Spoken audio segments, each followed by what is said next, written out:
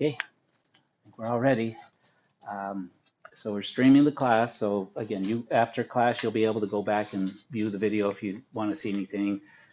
Those who aren't here today could be watching it right now. Hopefully they're tuning in to YouTube Live. That's where it's going. And I will switch back and forth. I'm trying this system between, I've got one, the webcam's capturing the whiteboard. Hopefully it'll be nice and dark. And then there's I go back and forth between capturing the screen as we set up some problems and some PowerPoints. Uh, and hopefully it looks like the volume's getting captured pretty good. Has anyone watched the first day video? How was it okay? Oh, good, good. Alex, okay? Okay. So, and again, if you're in the online class, you're welcome to come here if you'd like, or watch the videos. That's what it's for everybody. If you're in the hybrid class, you're welcome to also come here, or if something happens and you can't be here, attendance is the same whether you're here or whether you watch the video. Hopefully, again, that's a personal thing. If you need to be here, be here. And it's not that I want everybody to stop coming, because then it's not very interactive if I'm just standing up here and looking at a webcam, right? So you guys ask good questions, and so it's a real live interactive classroom. So far, so good.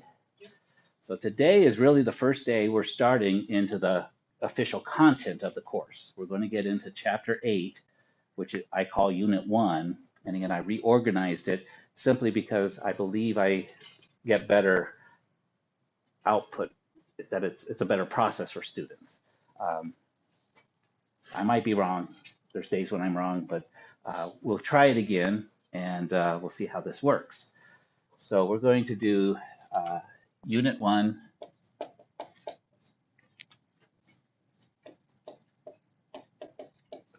Chapter 8. But as always, we start every day with a word. We call that the word of the day. And somebody needs, maybe someone who hasn't given us a word of the day, of course we've only had one word of the day, but what would be a nice positive or whatever, what word comes to somebody's mind that you'd like to make our attendance quiz word of the day? And make it not too hard to spell, please. If you want to make it hard, if you can help me spell it, that's okay. Anything. Good. Passionate. Passionate. Awesome. So our word of the day.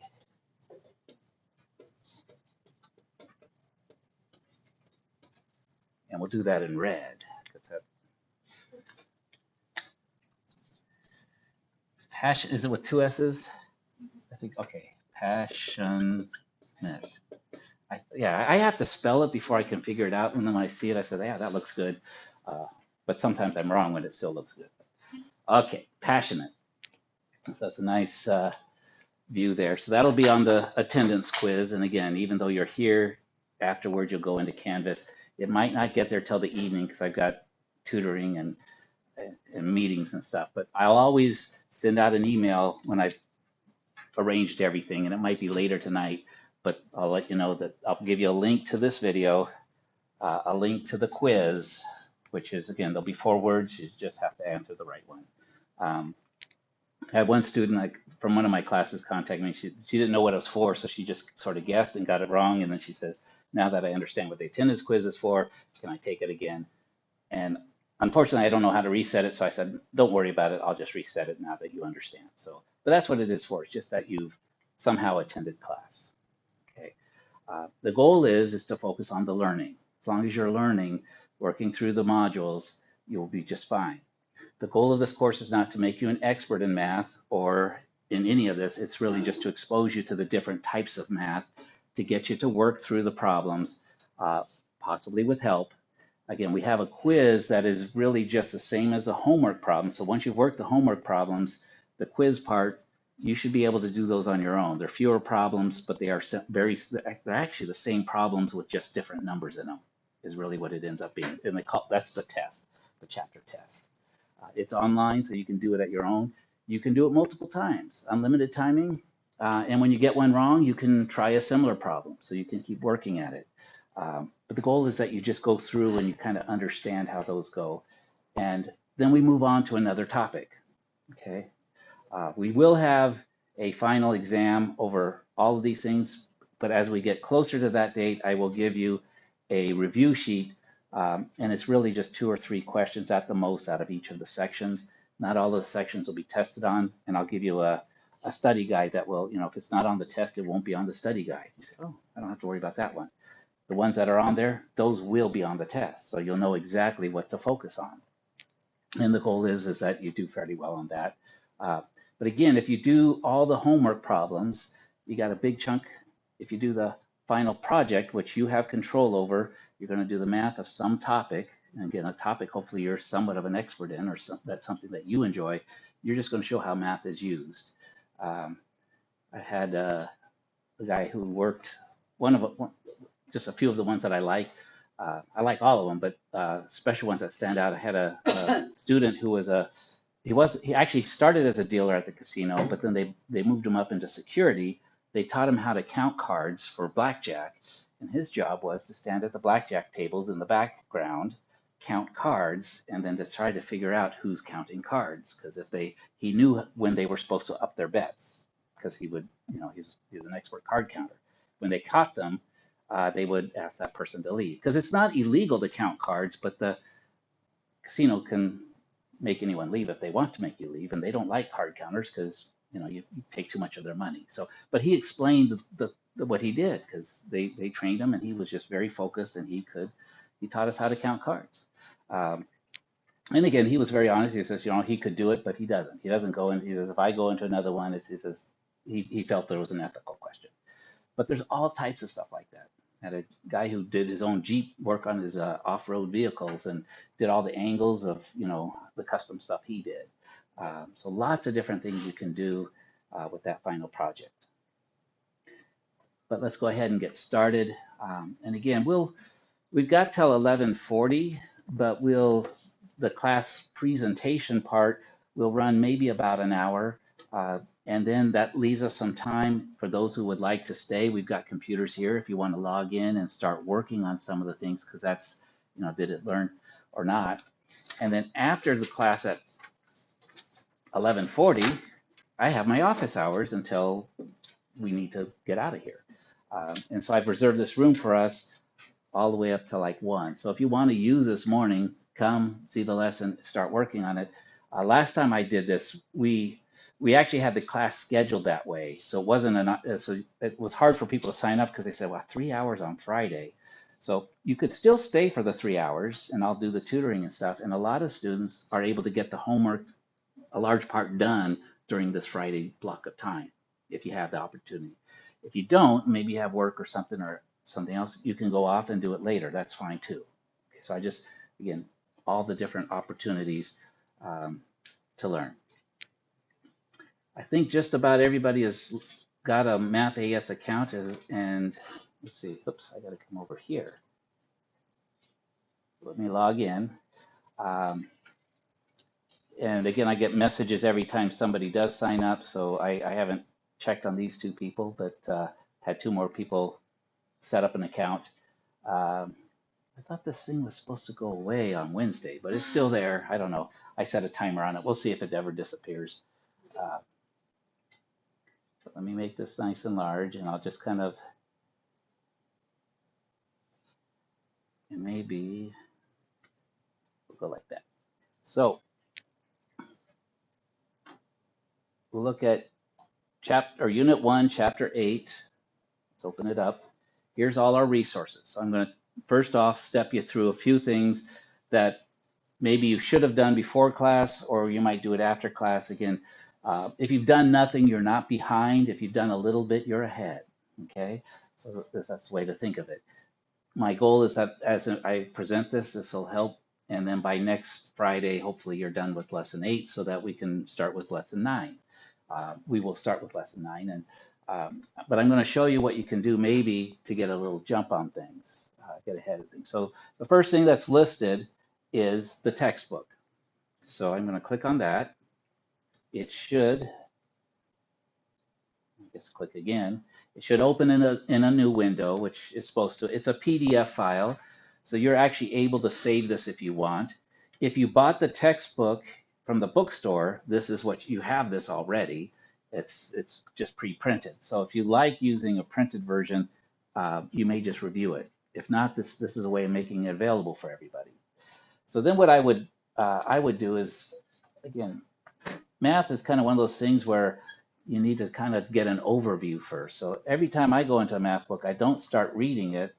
I go to look for a nice little picture or a box, theoretical probability, something in a box. This must be important. Um, and I'll go through this. So I've got some kind of a fraction. Oh, okay, maybe that's what probabilities, number of ways over number of possible outcomes, whatever that means, right? So we just overview things, some basic, oh, here's another box. Maybe I'll read that. Um, and I just kind of, oh, nice pictures, dice. Oh, probability must involve dice. So we get some things here. Here's some basic probabilities. Again, I'll go present all this stuff, but this is a way you can kind of get on top of things. It's just to kind of review the textbook. And then once you've kind of reviewed, you know, maybe the highlights, then come back and then you can read more in depth about some of the things. But I've always found for me, it's better to just kind of take a look at the examples, the boxes, the pictures, and then come back and maybe read a little bit. And again, some of you will find it might actually make a lot more sense if you wait till after class or after you've watched the presentation and then you read it, then you've got something to put it to. Some of you will find it's more beneficial to read it first and then come to class. You find out what works best for you and try to keep on top of that. Okay, so that's one resource there. I'm going to go back to MathAS, which is still open. There's the Mindful Math homework problems, and I've got them kind of in two versions. I'm going to click on this. This is on my nonprofit website. I've got them listed out by each of the problems.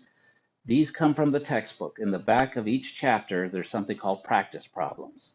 What I did last summer is I started my video journey and started making math videos working each of those problems. I think I may have missed one or two because sometimes when I found one that was very similar, I didn't work the second one. But this is me working out a bunch of problems. If you go through Canvas, I also set it up as a playlist. So it would start with question 1 and goes to 2. It just kind of keeps on going through it. So if you just kind of want to sit back, get a bowl of popcorn or something, watch it like a movie, that's okay too. So you don't, sometimes math, you just want to watch it and just kind of absorb it. And then you want to sink in, because sometimes if thinking through it takes a lot of energy. And sometimes if you have a idea of what it looks like from start to finish, then you can go look at the pieces. That's kind of how I am. Whenever I do a project, some people get on me. I don't just start it. I read the whole thing. I have to know what I'm going to do at the beginning, the middle, and the end before I start something. And sometimes it takes me a year to get ready to do something. But by time, and then sometimes I forget. But again, I need the whole overview. Some of you don't. Some of you are good to just start in. So again, do it how you want, but these are here, okay? And sometimes some people have asked me, they say, I couldn't find that video or whatever. I said, well, look for, if you're having problems with this type of problem, look in the book for a problem that's like that in the practice problems. And if you find it's problem 19 or whatever, then go to the problem 19 here. You'll see me explain it, okay? And that's one of the ways you'll find that sort of my teaching style is to use kind of a problem-based approach, as I showed you how to do problems, because that's sort of how I learned. Okay, I also show you the concepts. And then we're here to the probability class PowerPoint. I won't open that just yet because that's what we're going to use. Then there's a reading quiz. So this is the time now that maybe after class, this is where you would start that. The reading quiz is about 10 to 12 problems over the reading and the introduction. And so it helps you. If you do it, you get, 2 extra credit points. If you skip it, you don't lose anything. But it's a lot of students find it's a nice way to warm up to get into the homework. Right below that is the homework. And again, I'll click on this. These are the problems that we will work. And we might even do a few of these in class. And I can do them because if I'll usually will have a slightly different version than you do. So you'll be able to pull up that same problem. You'll do it in the same way, but you'll have different numbers, so you'll actually get some practice with it. But the goal is to get you to here. Notice it's all out of 100 points. You only need to get 85. 85 will get you all the points. If you do above that, get to 93, right? You get an extra point or two, whatever the syllabus says. So you can get some extra credit if you push all the way. But 85 is perfect. That's perfectly fine. 70 gets you a nice chunk of points too, about 70% of it, and it will open up the chapter test. Okay. And again, the chapter test is these same problems, but fewer of them. And you get one attempt and it'll tell you whether you're right or wrong. If you're wrong, you can try a similar one again. If you're right, it gives you the points and you move on. And I do the test that same way. 85% gives you 100% of the points. Okay, so that's the goal. And I do that because a lot of professional, well, testing in general, but professional tests to get certified, you're certified at 70% or 85%, whatever that is. And the fact that you got 100% doesn't make anything. You got everyone gets their certificate at a particular level. So I figure 70% is you're sort of certified. You understood it. 85 will get you a few more points. Get you, so 70% gets you about into the C range, and then above that you get to the A range. So while I'm here, let me show you what that test is, because you won't be able to see it as a student until you complete 70%. But once you do it, it shows up. You can open it up, and don't worry, the test it's not timed. You can open and close it as many times as you want. I know there's a little bit of fear because some tests are timed, and once you open it, you have to complete it. But these are not that kind of test. It really is. If you've done the homework and took notes, you'll see that you probably have already worked this problem, but the numbers might be slightly different. You just go ahead and fill it out. You submit it. I'm going to go ahead and do that. I got it wrong. And notice I got no points for it, but it told me what the answers were. That's kind of cool. Maybe I could try it again. And in fact, I can try another similar question. And watch, this is getting a 2 on a die. If I try a similar question, what does it do? Getting a 4 on a die. I'll let you know right off the bat, the answers are actually the same. It doesn't matter whether you're getting a 2 or getting a 4. We'll talk about this today, but it's there. But it doesn't seem to say here, but sometimes I remember in the instructions, maybe I turned the instructions off. It does tell you will only have one attempt for each question. And I thought that meant that once you got it wrong, it was wrong. It just means one attempt will give you the answers, and then you have to try a different problem. And so you can keep trying these until you understand them or get them right. Make sense? Okay. Yes. And then, so now, if you did this and you got it right, you get the points. Full points. Yeah. Yeah. So and again, if I find something I'm stuck on, I can come get some help too. Again, I just ask that if you can do the test as much on your own as possible, it's gonna make you feel better that you understand it. You can be using your notes. It's open book, open notes. It doesn't have to be based on memory, but see what you can do with it. And again, you can try it multiple times, and you don't have to be able to do all of them. Just 85%, which 85% of 50% is like 43 or something. Right? Somebody else do the math. I might be wrong. I'm just going off of memory, but somewhere in there, that's all you got to do. You don't have to get perfect, and that gives you all the points. Okay, so we'll do that. We'll work through each of these 12 chapters.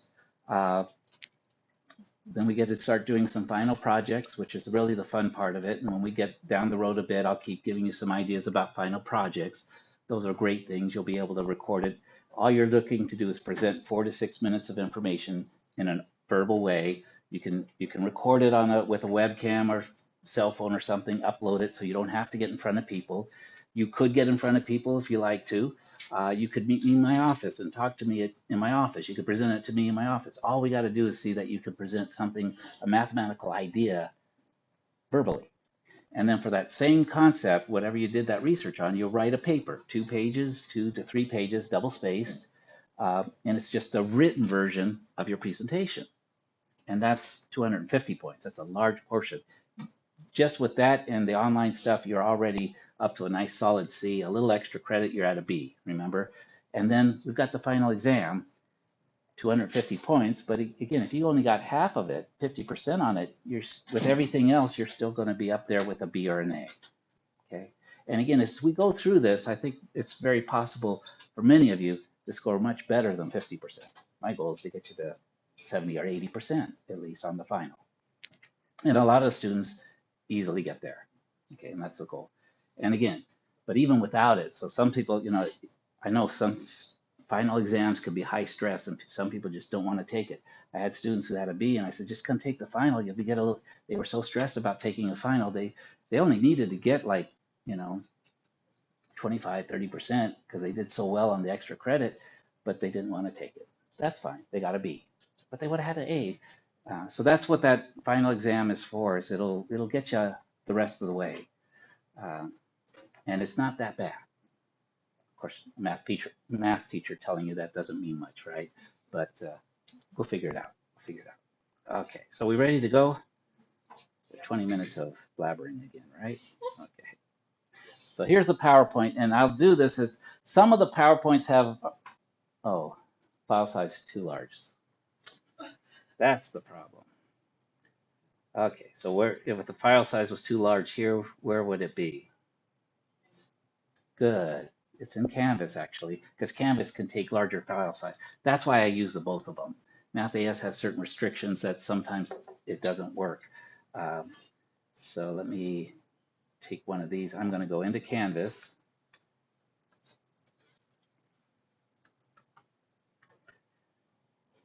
learn.maricopa.edu. I'm going to log in, and then I'll go into our course, and I'll show you that I've also got some other, this is another place you can find resources for Chapter 8. So Math 141, right here. And we go to modules. So this modules right here is where you want to click on. Maybe you have to click again, or maybe you just need to wait. Sometimes it's okay. So we have the course introduction. Again, this is some links to videos and stuff for the first week of stuff. So if you missed anything, it's all right here. There's the class introduction PowerPoint if you wanted to look at that. And then here's chapters, units 1 through 12 will appear here. Notice there's only the first 2 units. So that means I got to get busy and put stuff in for unit 3 and so forth. But what's going to be in each of these is kind of this is kind of a walkthrough. So here's another way. Go do the reading. Okay, what I told you. Watch some videos. Now this is where, bless you, if you click, you'll get, this is the playlist. So you might just sit back, and sometimes I say, just sit back, relax, watch it. Because I go through finding probabilities again and again and again. I go working with fractions. I reduce fractions. I turn fractions to decimals. I turn decimals to percentages. If you watch these, by the time, my goal is that by the time you're done, you'll just kind of be an expert at working not just with probabilities, but with fractions, decimals, and percents. And then when we get to chapter 4 down the road, which is percentages, you say, I did all this back in chapter 8. And definitely that'll happen. There's also something with a Venn diagram in one of the problems here. We'll take a look at that. That's not till chapter 7, which is actually, again, I don't remember which unit it is. It's down the road. It's after spring break. But we'll do a little bit what we need to. And by the time you get there, you'll have already had an introduction in using something called a Venn diagram. And it might be less intimidating at that time. So we kind of wrap things in and do things. But if you watch this playlist, one video after another, don't worry about trying to think your way through each of the problems. Just watch them being worked out. And then, again, sip on some tea, eat some popcorn, whatever you need to do. And then that's a way of learning the lesson. Here's the other PowerPoint. This is what we're going to use in class. And again, the extra resources that are going to get added is now we've got a video that will also be what's happened right here. And so I'm hoping to put all the pieces together in a nice way that you can see. For those that need a kind of a full explanation, you got that. Those that learn from just looking at problems being worked, you got that. Those that learn from a book, you've got that. And those that learn from a person, you still have me, right? So we've got it all. And then it tells you how to follow through. Do the reading quiz if you like. It's optional. Online homework, that's not optional. You got to do all the, and it kind of, hopefully these points are right. I think I did adjust it. And then the practice test, 70% or better, you get the practice or the chapter test. Okay. But again, here is sometimes where I have things that were too big to fit in MathAS. And you can see it's going to take a little bit of time. It's downloading. And once it's downloaded, I can click here. We'll open up this PowerPoint. and I'll use it to walk you. Oh, I remember. This. Hopefully it all works. Hopefully I got. Oh, I know what I've got a video. It's got some audio, and its audio goes to my ear. So let me see if I can switch that real quick. Where's the PowerPoint is opening?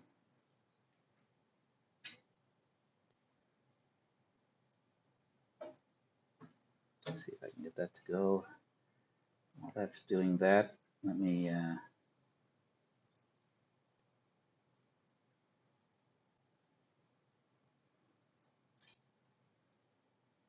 What's happening?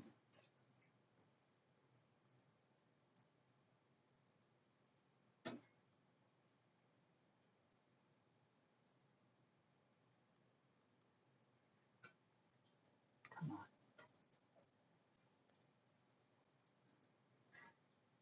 Okay. Good. It did open up over here, so that's good. Make it nice and big. And let me just switch my audio to the speakers so you guys will be able to hear it.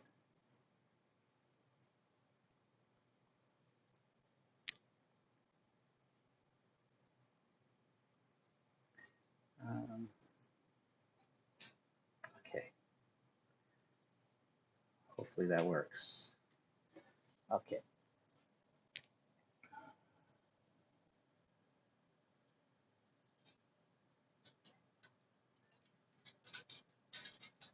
There we are. So we're at the right place. Let's go to slideshow. I want to set up the slideshow just to be as an individual in a window. Let's try this. So it's just a nice little window here. Anyways, what was that? Was that the speakers? No, just a water bottle. Okay. I thought it was feedback because I've been, yeah, awesome. Okay, so introduction to probability.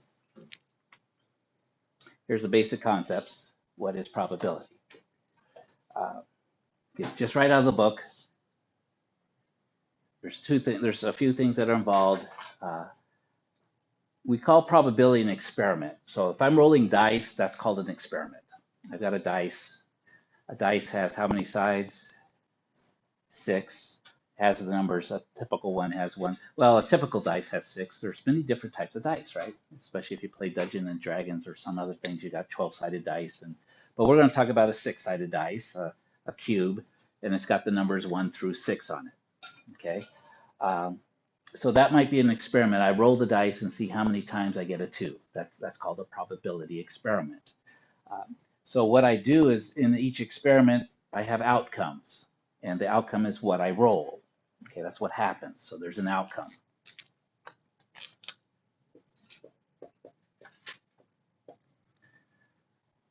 The event is any particular outcome or group of outcomes.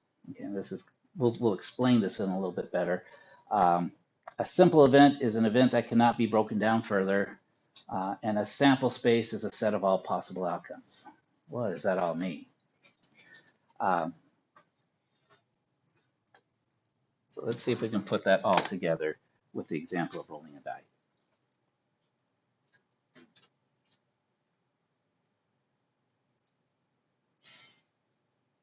Oops. Okay, so I'm going to roll a die, and I count how many times I get a, say, a 2. Well, let's just roll it once.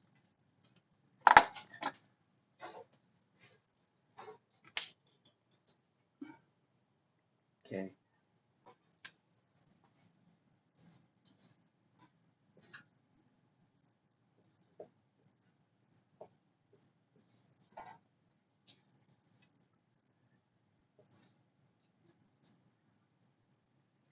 Let's do this. Let's make it a little bit more interesting. So all the possible things that could happen when I roll a dice, I can get a 1, 2, 3, 4, 5, 6, right? Those are all the possible. Are those simple outcomes?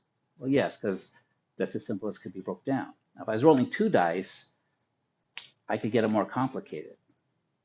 I could keep track of I could have a red dice and a green dice, and I could keep track of what, two different numbers. So that gets more complicated. I could also keep track of the sum, which we will be doing by the end of the day. But when I just got one dice or die that I'm rolling, it's it's 1 through 6, and it's pretty simple. That's all that can happen. So I go and I keep track how many times I roll it and I get various values. Then I get another 2, and I get maybe a couple 5s, and then I get another 2. So I rolled it that many times. Okay, let's say that's my data. Roll, and I mark down whether I get a 1, 2, 3, 4, 5. So how many total times did I roll this die? Looks like 9 times. Count 9. I think I got 9. This is the hard part. So this is a cool part. The main skill you need for probability is you need to know how to count. And it sounds weird, but that's what my probability. I took graduate level probability, and that's what he says. Probability is just counting. Of course, by the end, when we're done, it's going to be more complicated counting of larger events, and then you use some funky formulas. We'll get to that in chapter 9. A little touch on it. We won't get too bad, but for this, it's simple. Yeah, there were 9 experiments.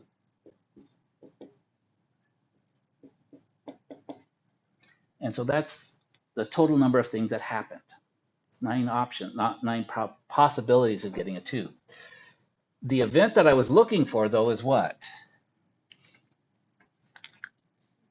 I was looking at my event because I wanted to see how many times I got a 2. Okay, so my event is a 2. It's any particular outcome. That's what I'm looking for. It is a simple event because that's all that could happen. It's not complicated. We'll look at cards. They get a little complicated. I could talk about a queen. I can talk about a queen of hearts.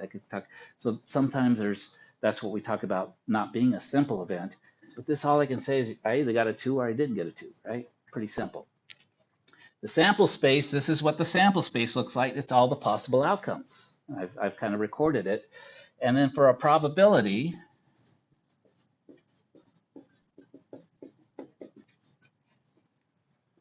what I do is I count how many of my events did I get and divide it by how many total experiments I did. So how many times did I get a 2? There's counting again, right? 3. How many times did I do my experiment? 9. So for this particular experiment, my probability of getting a 2, 3 over 9, which can reduce to 1/3, which you'll see I turn to a decimal, 1 divided by 3, with a bunch of 3's going on forever. I multiply this by 100 to turn it to a percentage, and I'd get 33.3%. Those are 3 different ways of representing a probability. As a reduced fraction, that's a correct answer. And in some of the book, that's what they want you to put. They want the reduced fraction. And in MathAS, if they ask for the reduced fraction and you give it the decimal, it'll mark it wrong. But sometimes it'll ask for both. Sometimes they want it as a decimal. So this would be your answer. Sometimes they ask for it as a percentage. This would be our answer. So notice we just multiply it by 100. Okay. And again, if you watch those videos, I do several problems where I just do the counting. I get the fraction. I reduce the fraction. I turn it to a decimal. I turn it to a percent. So you get all the 3 types of answers for a probability. Okay. So far, so good. That's probability. We're done. No, almost. What I like to break it down to is what a probability is. And they'll write it this way: probability of some event A happening. So it wouldn't be math if we didn't have a lot of letters that mean nothing, right? That's math for you. But don't worry too much. We'll call it event A, getting a 2. Okay. I like to just simplify it. It's the good things. I'll use the pound symbol because in my day we use that to represent the word number. So the number of good things divided by the number of total things. And I use that word good in a very open sense. I don't know that it's good to roll a 2, but that's what we're wanting to happen. Okay, that's what we're looking for. So whatever we're looking for, we count how many times that happened, and we divide by the total number of things that happened. And that's a probability every time. Count, count, and divide. That's probability. That's it. And for this lesson, lesson 8, chapter 8, that's all we're going to do. Okay, and we'll look at some other examples and see how that works. The thing is then we're going to now have to look at some of the things that happen with this, some principles that come out of this. Okay, so far so good. So don't worry too much about translating sample space and event for this and a simple event. It just gets some of these words and these definitions kind of get my mind out of whack. But if I can think of good things over total things, I'm just counting, and that's all that's going to go. That's all that's going to happen.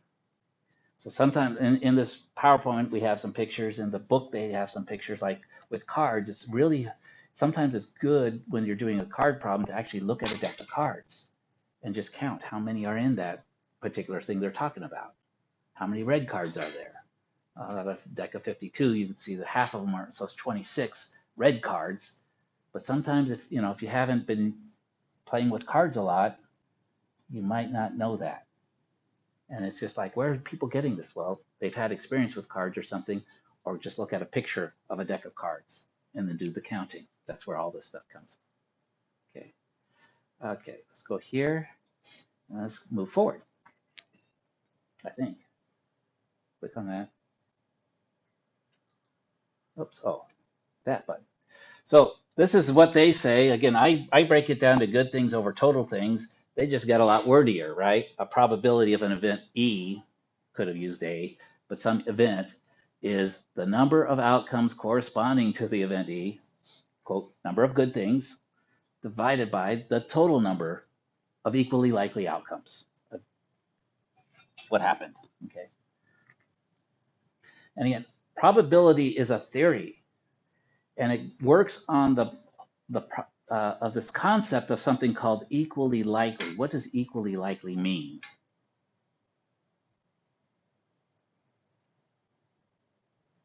That two things have the same probability. Good. And so on a die, is it possible that they're not equally likely? What's that? All six of them. All 6 of them, yeah. Is there a way to make a dice not equally likely? Anybody cheated in playing the dice game before or heard of it? Loaded dice? You've heard of loaded dice? You weight one side so it's more likely to come up a certain number. That's not equally likely, and that's called cheating. But probability is based on, most of the time we think if there's 6 things that could happen, we make an assumption that they're equally likely, but we might be wrong. Okay, like even flipping a coin, if you look at it, especially those who are in chaos theory, usually one side of the coin's a little bit heavier. I think like one, because it's got the face, it's got a little bit more metal on that side. Does that maybe make it slightly more likely to land with face down than face up? Okay, those are the types of things that we do with experiments, because we make an assumption that it's equally likely, but we might be wrong. Okay, and so with dice, we can load them, and then it's no longer. And if you get caught, that is illegal. They'll take you to jail. Okay, but what I want you to do is, a lot of times in probability, for convenience, we say things are equally likely. Like it's equally likely to have a girl as it is to have a boy when you have a child. But if you look at the numbers, it seems like there's slightly more females born than males.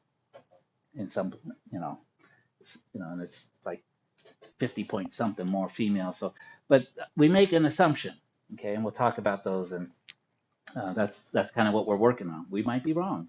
This is all theory.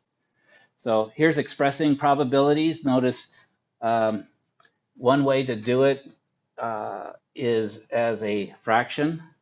We can also do it as a decimal.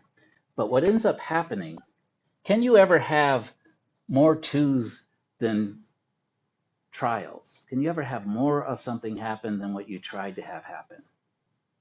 If I only rolled 9 times, could I get 10 twos? Well, no, because I only rolled 9. So the most I could get, I could have rolled all twos.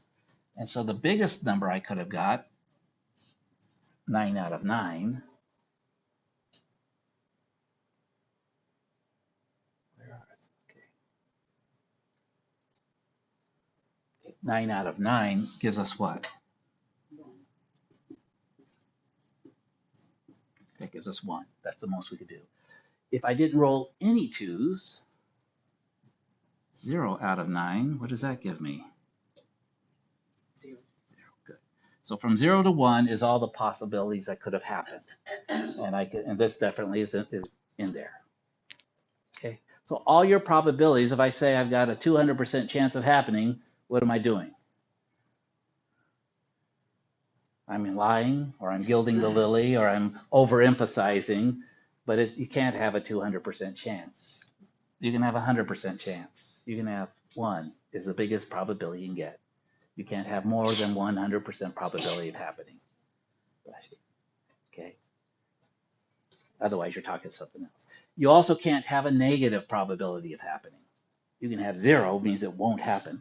And we'll see this next slide kind of does it. Probability 0 means impossible. Probability 1 means certain. It will happen. So if we go outside and it's raining, we say the probability of rain is 100% because it's happening, right? We're okay with that.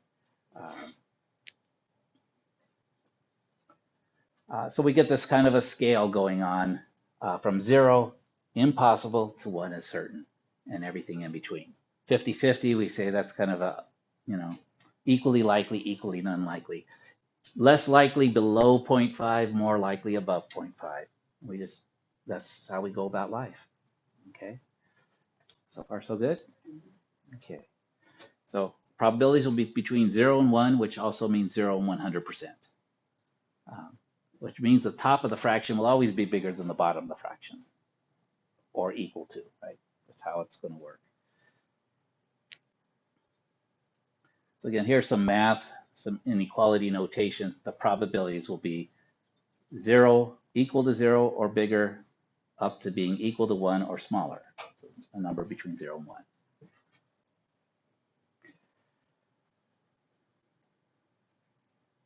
Now, this is where we get into a situation where we have to be a little bit more careful. And this is developing the sample space. It's not quite obvious that we have to count it in a particular way, but let's take a look at this. Okay, let me take this down.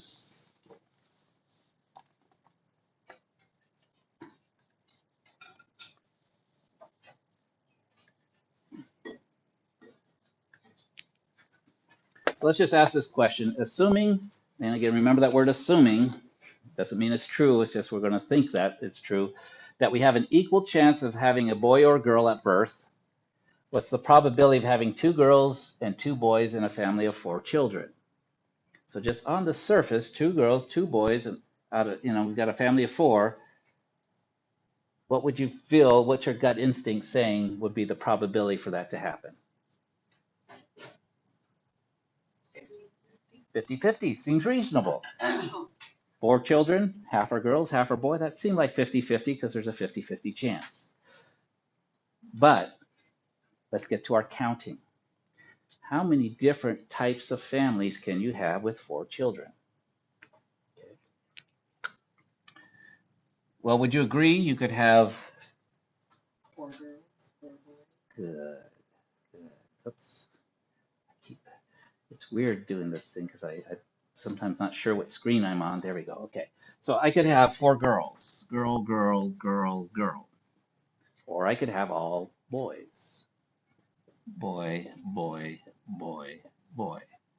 Or I could have what? 3 girls.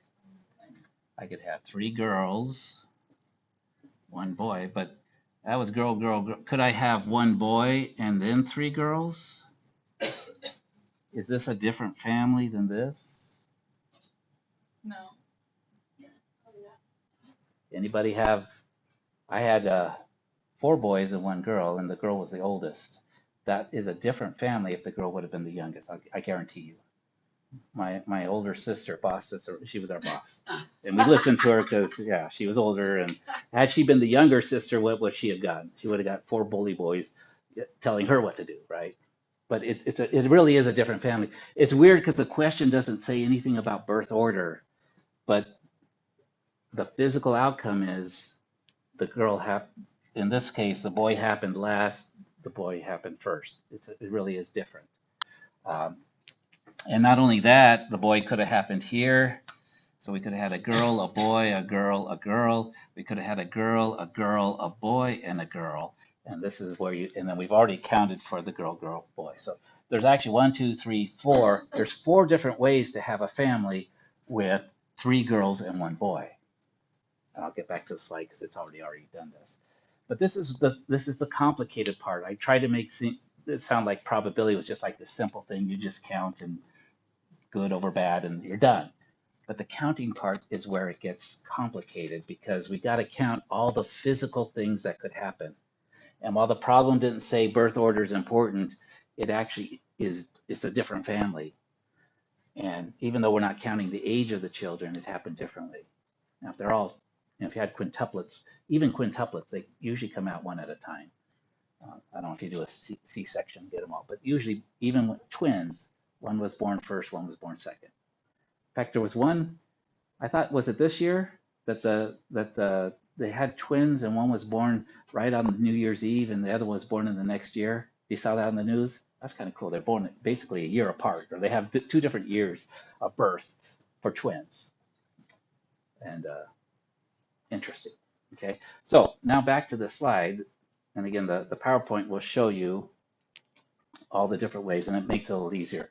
These are all the different ways, and we just kind of focused on 3 girls and 1 boy, and we saw that there was 4 different ways to do it. And now looking 2 girls and 2 boys, it's not just one way of happening. There's 6 ways to get 2 girls and 2 boys.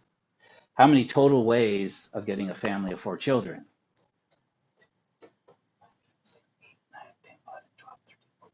16.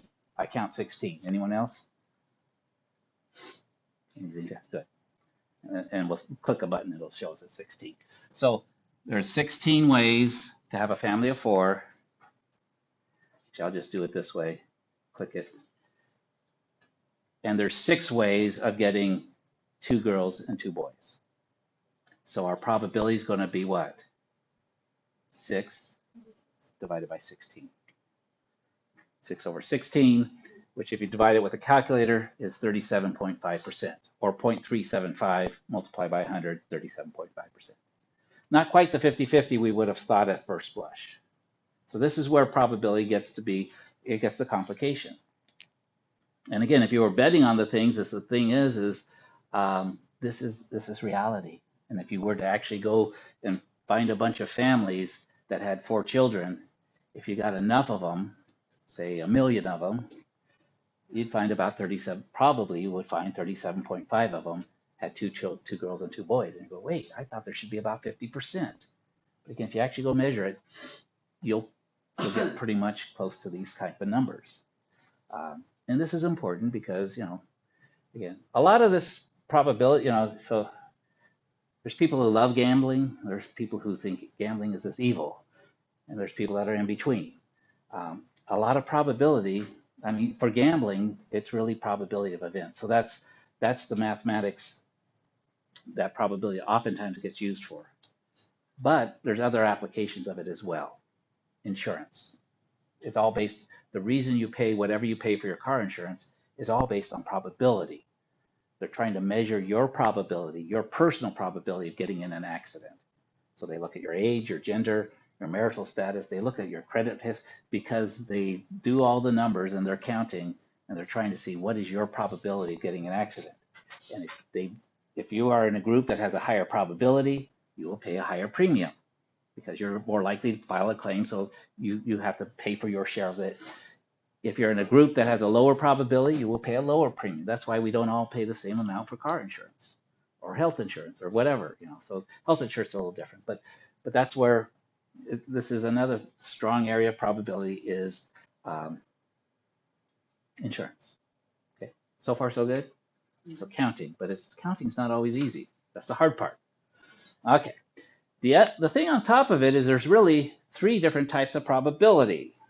So far, we've been talking about theoretical probability, equally likely events and such, but there's 2 other kinds. One's experimental probability, and experimental is simply that we actually measure it.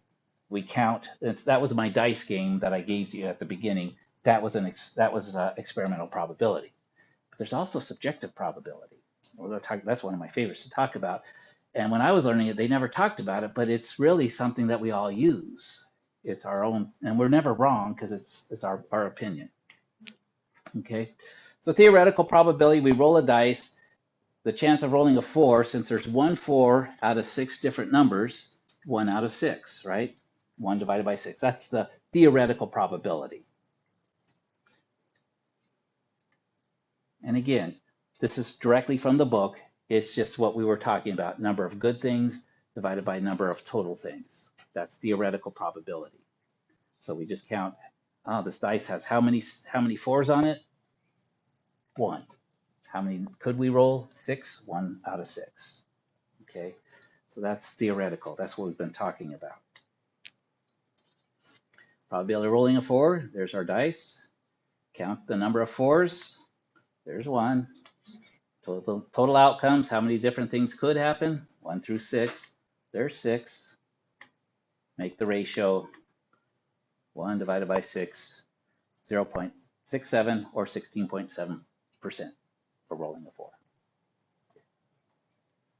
And again, it gets more complicated. Usually there's no dice game, but just rolling a single dice. It's rolling 2 dice because then it makes the probabilities more interesting, I guess. Okay. If we roll a 6-sided die, calculate the probability of rolling an odd number. Okay, so let's do this together. Rolling an odd number. How many odd numbers are on a 6-sided die? 3. 1, 3, and 5. Yeah. Let's see what happens if I click here. Here's our die. That's what it looks like. Count the number of odds. There's 3 of them, right? So that's 1, 3, and 5. The problem is sometimes we get confused because the number 3, there is a 3 on the dice, but then there are 3. There's a count of 3, right? So those are 2 different things. Total number of outcomes, we could get a 1, 2, 3, 4, 5, 6. So there's 6 outcomes. Our ratio is going to be 3 over 6, which reduces down to 1 over 2, which is a decimal 0.5, which is a 50%. Okay, that's probability. And again, when we deal with the simple ones, that's how most of the problems will start, with the simple stuff, and then we start counting, getting to more complicated counting. But again, the actual calculation of a probability is just number of good things divided by number of total things. So far, so good? Okay, so you guys help me with the pacing, because sometimes I go too slow, sometimes I go too fast. So equally likely outcomes. At some random moment, you look at your clock and note the minutes reading. So you're looking at your clock, you're just looking at the reading of the minutes. What's the problem? And the reason I do this, I think there's a problem like this in the homework. What is the probability the minutes reading is exactly 15? Again, not taking count of the hours. What would you think that would be? 1 out of 60. Good, because there's 60 minutes in an hour, right? So there's 60 different things it could be. There's only 1:15. Let's see, there's a watch. So I show you, because again, you have to see it. There's 6, and I chose a special watch to see that there is a total of 60. Count the amount of 15s. Well, there's 115, although you can't see it because they've got the date thing there, but there would be a 15 there. There's 1. Total of outcomes, you could count them, but you could see there's 60, starting with 1 minute all the way to 60 minutes. And so make the ratio 1 out of 60. So it's just 1.67%. Very, 1 out of 60. That's the probability. Awesome. What's the probability of the minutes reading is 15 or less? 1 out of 15. 15 out of 6. Good. Let's start with the easy counting, and you might be right on the other ends. The number of that actually, this is where it was. Yeah, this got me wrong. The first time I thought 15, but if you count 15 or less, now less than 15, you got to go 1, 2, 3, 4, 5, 6, 7. Oh, I know where the problem is. The 0 minute. Yeah, because I spent about a half hour on this. Because I came up with 15 as well, and I was going, where are they getting it? And I had to go do some research, and I said, oh yeah, 60 is also 0. So you picked it up right away. So you have to count 0, 1, 2, 3, 4, 5, 6, 7, 8, 9. and you get to 15, you get actually that there's 16. And the only reason I did this, I knew this because I tried this problem and the back of the book said 16. I go, come on, I'm a math teacher. I should know this. Oh, shoot, I forgot to count the 0 minute. And that's why I put this face there is if you actually see things, then you make it as concrete as you can by looking at pictures. But there's still 60 total outcomes. Make the ratio 16 out of 60. 4/15ths, which is 0.267, which is about 26% chance. Okay, so far so good. Yeah. So again, physically look at some things, but that's what I like about MathAS. When it tells you you'll do something, it tells you you're wrong. Sometimes, like on this one, I would just push through 3 times until it gave me the right answer, and I go, wait, 16. Where's it getting the 16? Where did it get? And actually, wouldn't give me 16. It might give me 4 out of 15. So I have to kind of backtrack.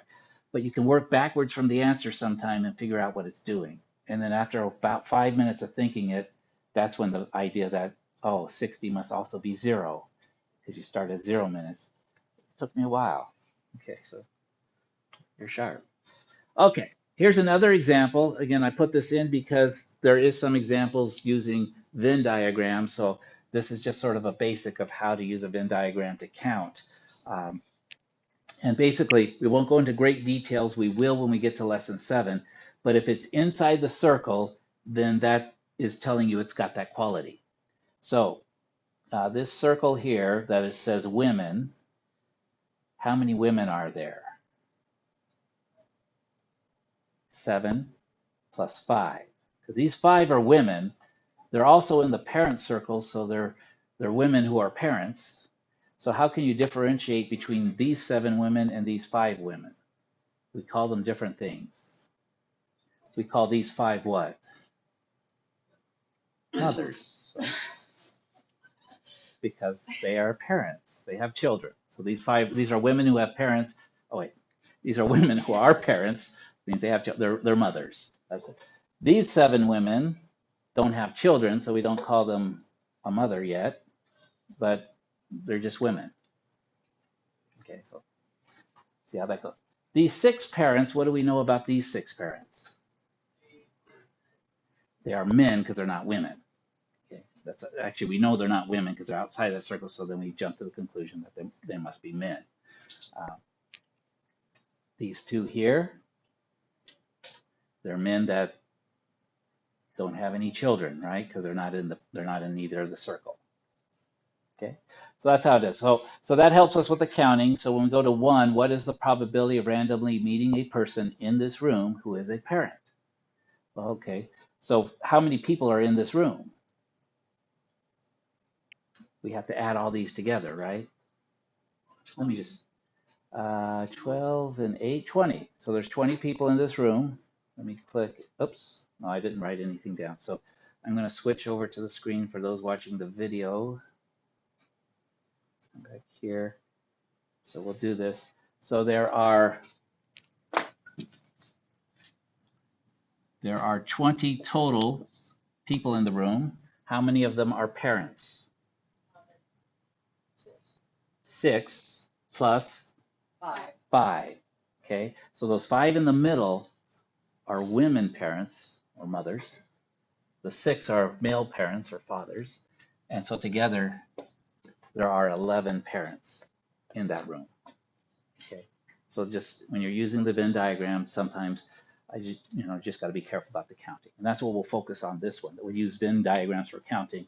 And when we get to lesson 7, we'll use it for other things. So that's our probability there. What is the probability of randomly meeting a person in this room who is a father? How many? Back up a little bit. You reduced too quickly for me. So fathers, there's 6 out of 20, right? Which you reduce down to 3. Wait, there's 6 parents, 6 fathers, there's 6 male parents out of 20, which will then be 3/10. Good. Because each of these can be divided by 2, and that's how we reduce. And we could leave it as that. We could also turn it to a decimal, 0.3 or 30%. Okay, good. Again, A lot of you are probably faster at math than I am. I am not a fast guy at math, but I'll get there. Okay, we'll get there. So far, so good.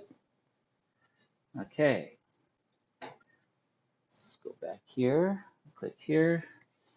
Here's another one. Again, just showing you that we're counting, but now we get a little bit more complicated way of counting because we're going to use this table that has broken up, looks like some sort of a political event, men and women, Republican, Democrats, and independents, how many of each in the room or at the meeting, and then now what is the probability that you meet a Democrat? Okay, so how many people are in the room? 150. All right, yeah, it's a big room, huh? So 150 is going to be our basis.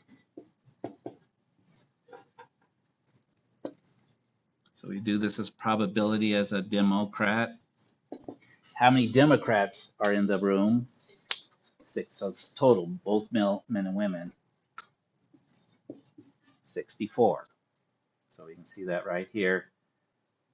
And that gives us the fraction 64 out of 150, which again can reduce. This is one of the reasons when I do probabilities, I like to think of them in percentages. So I don't have to reduce fractions each time. I just take 64 divided by 50, I get a decimal, and I can turn that to a percentage by moving the decimal over 2 places. Does anyone have a calculator out? 32 over 75. 32 over 75. And then what is it as a decimal? 0.42666667. Okay, a lot of sixes. And so I could round this to, 42.7%. Okay. And to me, it's easier. If out of 100 people, there's 42.7% chance of it happening. Okay, all right, So come and work with the percentages. What is the probability that you meet a male Republican? 150. Okay, so male Republican, there's only 21, but again, we're still out of a total of 150. Of course, now if we're over in the Republican side of because Republicans and Democrats probably aren't going to mix too well. They'll be in a certain section, right? But maybe they're all mixed. So equally, see, this is the assumption. It's equally likely. But if you're on the Republican side of the room, you have a better chance of meeting a Republican than if you're on the Democrat side of the room. So, but we just do that. Okay, so men would be 21 out of 150. Turn it to a thing. What is the probability that you meet someone who is, okay, this is an important one, someone who is not a female Democrat? Not a female Democrat. So how could we count this? You'd subtract 40 from 150. Very good.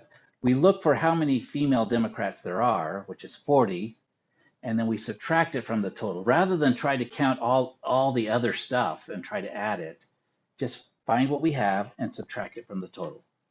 Okay, so to answer that question,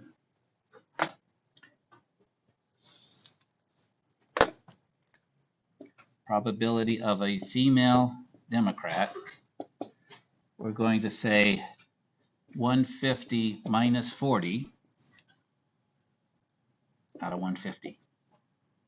Okay, that gives us 110 out of 150, and we can reduce that, get the zeros off, that's 11 out of 15, or as a percentage. 0.73333. Oh, so 73.3. 73.3%. Very good. Again, if you practice this, just reducing the fraction, doing the decimal, doing a proper percentage, you're actually also just going to, when you get to 4, it's just going to be, boom, piece of cake. Okay? Let me make sure. I always got to make sure I wasn't in front of everything. Okay? Is that kind of making sense now? Okay. It's like if it has a 40% chance of rain today, what's the chance of it not raining? 60%. So again, we get that complement of things. If it happens or not happening. And the probability both of either not or it is always 100%, because that's, does or it doesn't. Very good. Go back here. Let's see, experimental probability. I'm going to be a little bit slower today because I did an introduction, but I want to take you through a few of these. Um, Here's an experimental probability. It's done a lot in sports. They have somebody who keeps statistics on how many times you shoot a basket and how many times you make the basket, how many times you get to bat, how many times you get on base or something. There's all these statistics. That's all experimental probability. And just as in basketball, you count, okay, how many times did the player make a free throw? How many times did she attempt it? Um, so if this particular player, she made 23 out of 25 attempts, just make the ratio, which is 23 over 25, ends up being 0.92, which is 92%. So she's a 92% free throw shooter simply because of the facts. Now, maybe a day where she's a little sick, it's not as good, but again, this is just taking the numbers and doing it. Okay, counting. How many times did she make it? How many times did she try? That's going to kind of determine.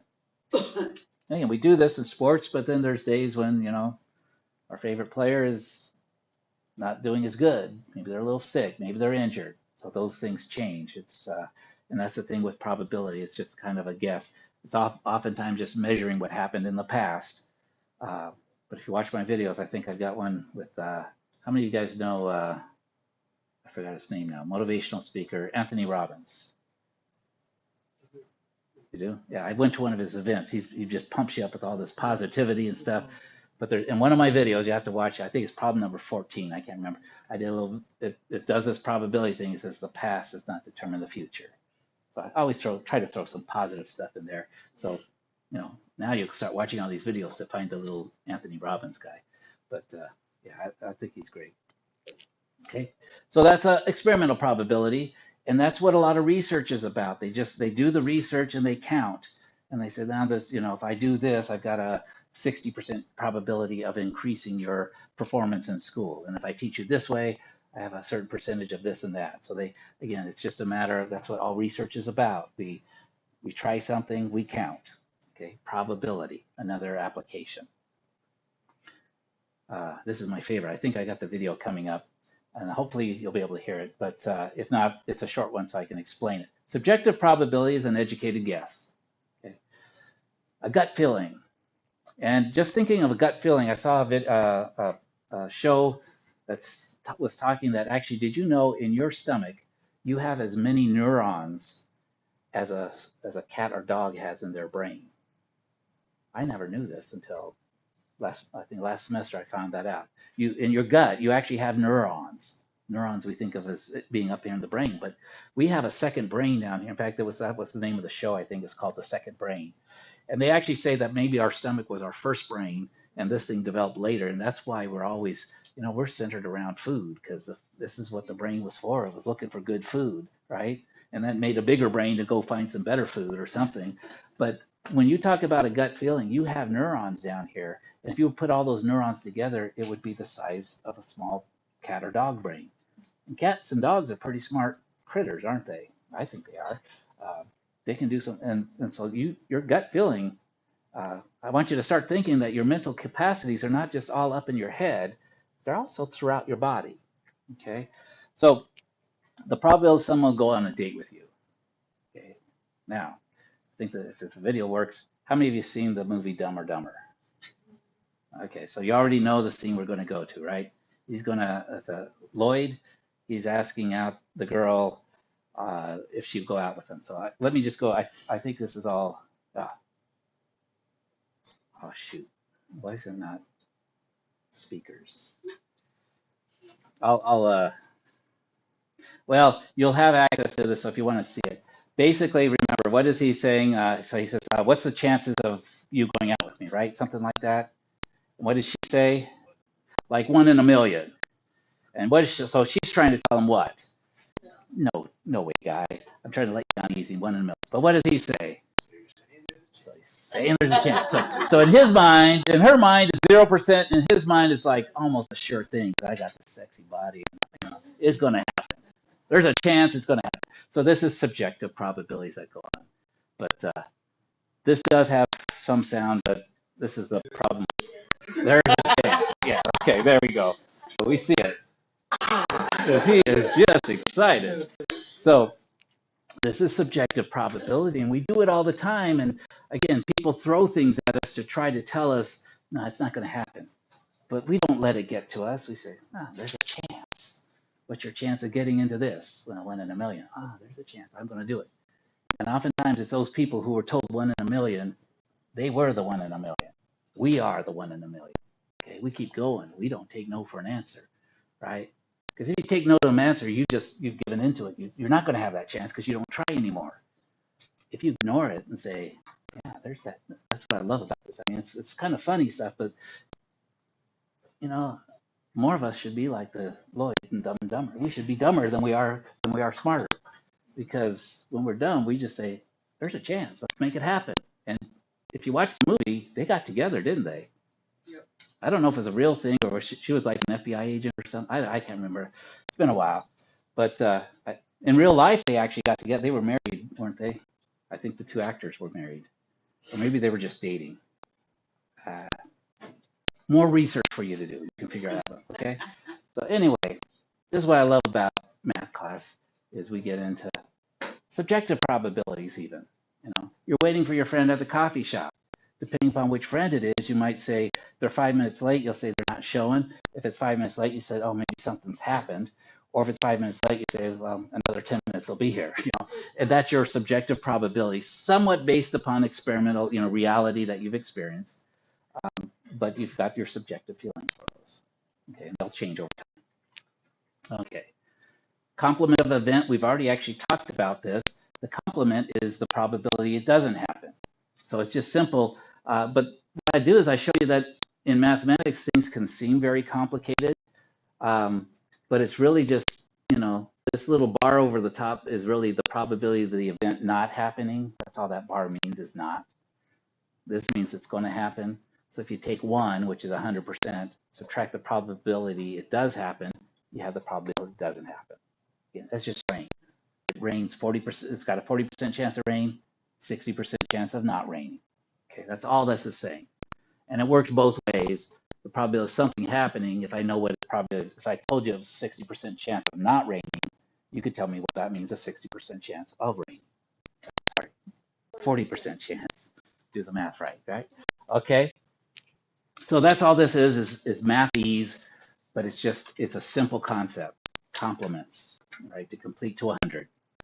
Probability happening, probability not happening. Chance of rain is 40, chance of it doesn't rain, 60. So 100 minus 40, we can get it either way. Okay.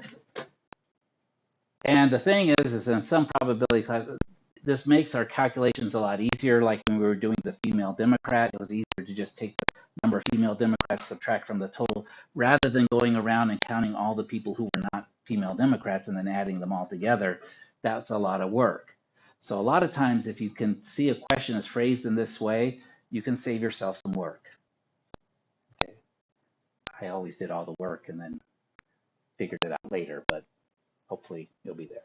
So 40 plus 60 is 100%, or 0.4 plus 0.6. Okay. This is kind of, I think, our last concept for today is odds. Odds is different than probability, but it's measuring the same thing. And what I want to give you as an example, when I was growing up in Portland, Oregon, they had dog racing. They had horse racing too, but by horse racing, I think you had to be 21. Dog racing, you only had to be 18. So I could start going to the dog races when I was 18. And I was hanging out with people that did that sort of stuff. And anyway, I was reading. I thought I was right out of high school. I was good with math, I thought. And so I'm looking at the racing form and I'm trying to calculate, I thought I could use math and just really come away really good. The problem is I didn't know it at the time, but race forms are based on odds. And I was calculating probabilities based on the odds. And so everything I was doing was out of whack. And I'm going to show you how that works. Odds is kind of the same thing. Again, it's measuring the same thing as probability, but it's using it in a different concept. It does not use the total. So I'm going to take this down. So this is a formal application. It's the probability of event over the probability of the event not happening. So you could think of it as probabilities, but I like to relate it back to counting. Let me see, I can't remember what's in the next. So chance of rain is 40%. Chance of it not raining is 100 minus 40, which is 60. And so what we get is we get a ratio of thinking of it maybe 40 days it'll rain and 60 days it won't rain, the number of ways it can rain, the number of ways it can't rain. We get this odds is 40 to 60. Okay. We can reduce that to 2 to 3, or we sometimes write it as a fraction as well, but we don't want to turn it into a percent. Odds should not be turned into percents because then we start thinking of it as a probability. This is not a 66% chance of rain, right? It's a 40% chance of rain. But if we were to report it as odds, we'd say it's 2 to 3. 2 times it'll rain, 3 times it won't rain. So a 5-day period, we could expect 2 days of rain, 3 days of no rain. That's what that means. It's what we've broken it down with odds. But that is not a 66% chance of rain. That's a 40% chance of rain. So see how there's this disconnect in how these two numbers, whether we think in probabilities or whether we think in odds. Most sports betting is based on odds. So if you're a sports bettor, you're going to be good at odds. Craps, a lot of casino type games are based on odds. So you got to think in odds, not in probabilities. And it's a little difficult to go back and forth between the two because they are different. You see, probabilities are good to total. Odds is good to bad. It's what we get with what we don't want. It's wins to losses. Again, so a lot of sports stuff is reported with odds, not with probabilities. And again, even my young startup in math, I thought I knew what I was doing, but I didn't. Okay, so these two are different. So watch if you're in MathAS and you're getting it wrong and you think it's right. Look closely. You might see the word odds there instead of probability. Or some of the problems it has both. It has to calculate both. But just remember, they're calculated differently. They're both a matter of just counting. So we're counting, but with odds, it's how many ways something can happen, how many ways it doesn't happen. We don't ever use the total.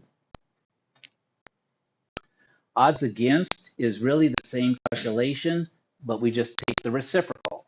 Okay, so how many ways it doesn't happen divided by the total ways it does.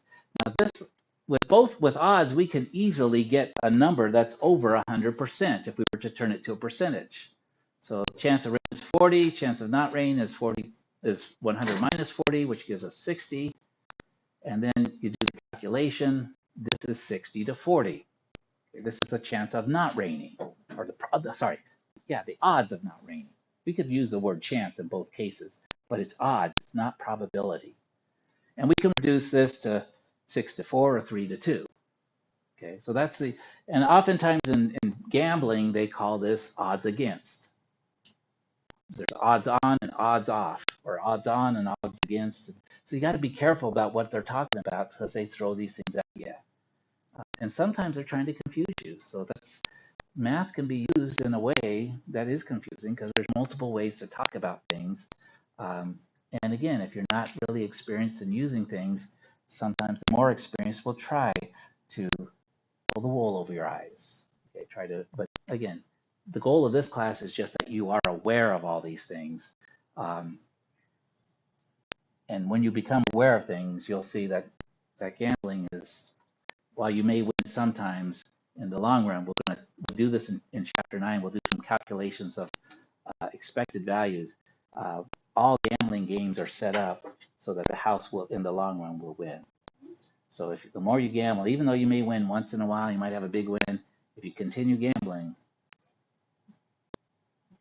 the universe is in the favor of you eventually losing, and eventually the casino. That's why there's casinos keep popping up.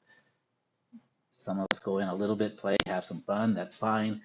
But we will all eventually be losers if we keep playing. Just play long enough. Okay. Again, there's some people that do it. They make a living off of it. Maybe card counting, whatever. They find a system that works for them. That's great. But most of us, More we go, more we go. So here I just show you that there is here's a picture of a deck of cards. 52 cards is this. There's two suits that are red, the diamonds and the hearts. There's two sets that are black, the clubs and the spades. And they have things called face cards, which are the ones that have a picture on it. So that's a jack, queen, and king are what's considered face cards. So some of the questions might ask you about that.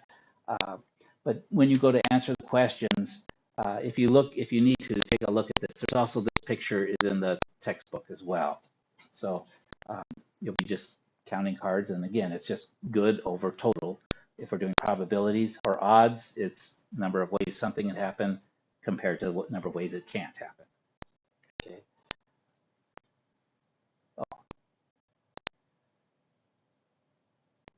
Thought this one the video works. The sounds kind of, yeah. So this is your neighbor tells you that he heard on the radio that the probability of an earthquake of magnitude 7 or higher hitting California in the next 10 years is 1.2. How do you know that this is incorrect? It's over 1. Okay. So that's, again, maybe somebody, he heard it on the news, maybe someone said it's got a 120% chance of happening. It's absolutely going to happen, but if you say it's a 100% chance, that's certainly going to happen. But 1.2 is yielding a little, you're putting too much on there. But I thought, no, there's an earthquake, and these guys just coming out of a building. Fortunately, they weren't in that building, right, or near the building, standing next to the building.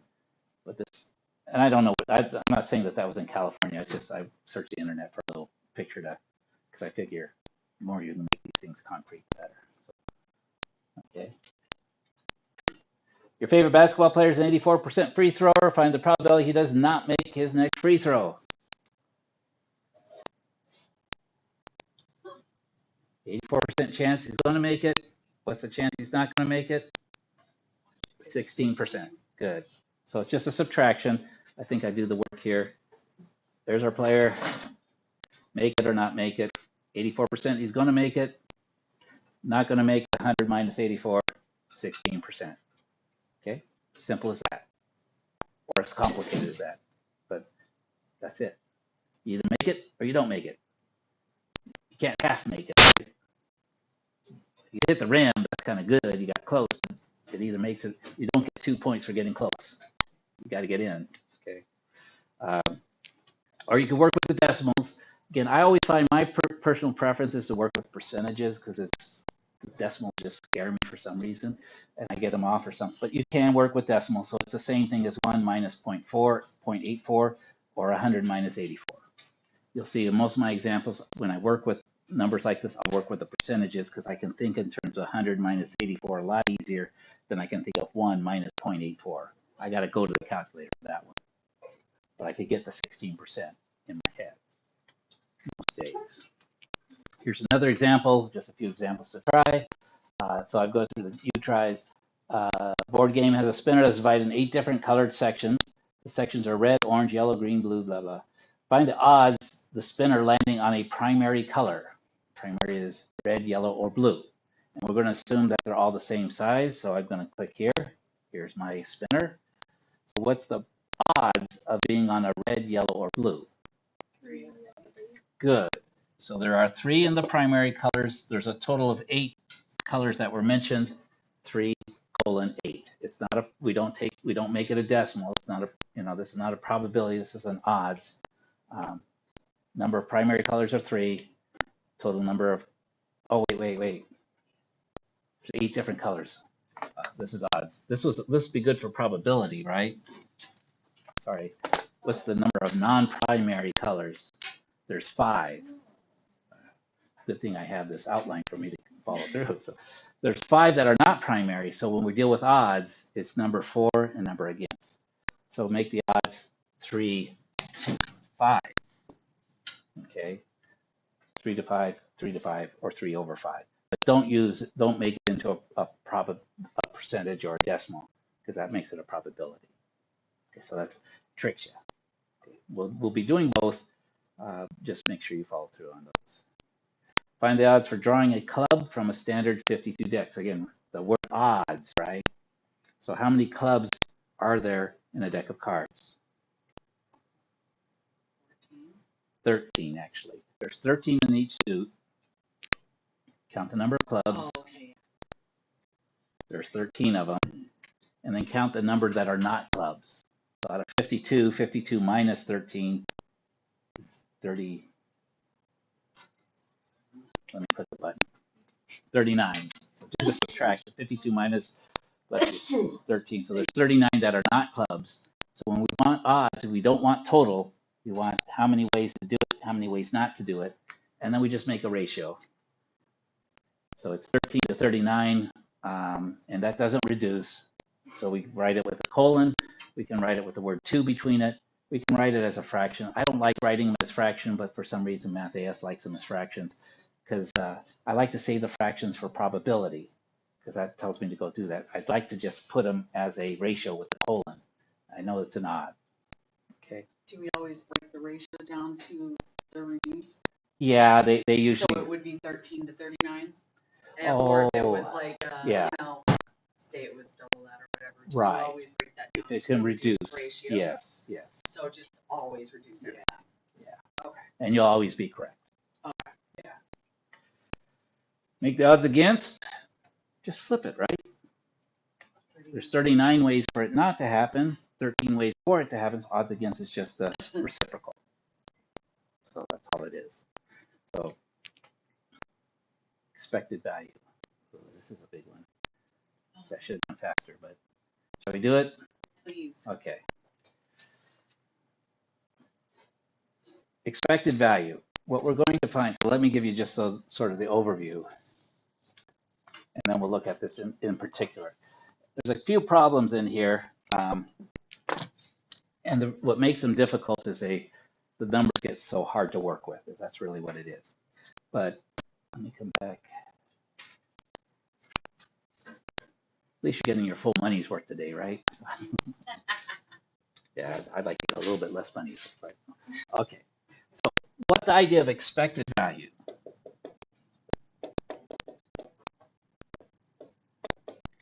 It's actually not what you're expected to get on a single try, but it's what would happen if you ran the experiment a large number of times. Well, over time, what would you expect to happen? What would sort of the probability say happen? So what you do is you multiply by the probability of an event. We'll use it A, and then you would multiply that by the value of the event. So we're using this primarily like for gambling games. Sometimes the value could be a loss. So if you lost something, the value might be negative. If you won, the value might be positive. Okay, and then sometimes there's multiple things that could happen. So the probability of getting A to happen, maybe that's a win. Probability of B happening times its value, and maybe the probability of C happening times its value. So it might be a game that has 3 different outcomes, and you either win big, you win the jackpot, you win a little nut, or you lose. So there's 3 different things. And then once you've got these 3 numbers, what you do is you add them all together, and this is what we call the expected value. Simple as that. So it's a probability times its value, probability times its value, probability times its value, and then we just add them all together. The one thing you have to remember is in these gambling games, if you win, they'll say you won like $70, but if you had to pay money to get in the game, the 70 is really not what you won. You have to subtract off what you paid to get in the game. That's what gets us, sometimes on these the casino games, even what they call the slot machines. They say, "Oh, you just won 60 cents." Well, you paid 60 cents to play the game. You really didn't win 60 cents. You broke even, right? So that's the one thing you have to do here, but this will give us an expected value. Now, an expected value could be either positive or negative, and it has 2 different perspectives. If it's me as the gambler, a negative means I'm going to lose. A positive means I'm going to win. From the house perspective, negative and positive means the reverse. Okay, so some of the questions they'll ask you from the perspective of the gambler. Some will ask from the perspective of the house. Some of the insurance ones in there, they say from the insurance company's perspective, what what's going to happen, and then from your perspective, what's going to happen. Okay. And again, for insurance really to work, it has to work that the positive value always goes to the insurance company, because if it's not, they're going to lose money. Okay. When you look at it that way, your probability of collecting on insurance is usually negative. You're just going to pay premiums, and but actually that's a good thing. You never had to use it. But if you have to use it, especially for medical conditions or something, it could be millions of dollars. So it's there to protect you when you need it. But usually insurance is one of those things that you buy where most cases, you're hoping actually not to have to use it, right? You don't really want to use your car insurance, do you? But you have it there for that protection if something did happen. But you would rather not have to use it. And your insurance company would rather you not have to use it as well. Okay, so let me, I never showed this. So here's so expected value is perhaps the most useful probability concept we will discuss. It has many applications from insurance policies to financial decisions, and it's one that the casinos and government agencies use in lotteries and such. Let's see. I forgot. It's been a whole semester. So here's what the expected value. It's the average gain or loss of an event procedure repeated many times. So it's not what will happen in one time, it's what happens after it's been done many times. And simply we find probability times value, add them together, and that's what's expected value. Again, this is directly from the book.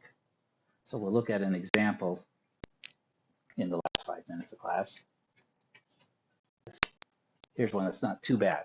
A raffle ticket costs $3. There is one winning ticket out of 150 tickets sold. The winner gets 300.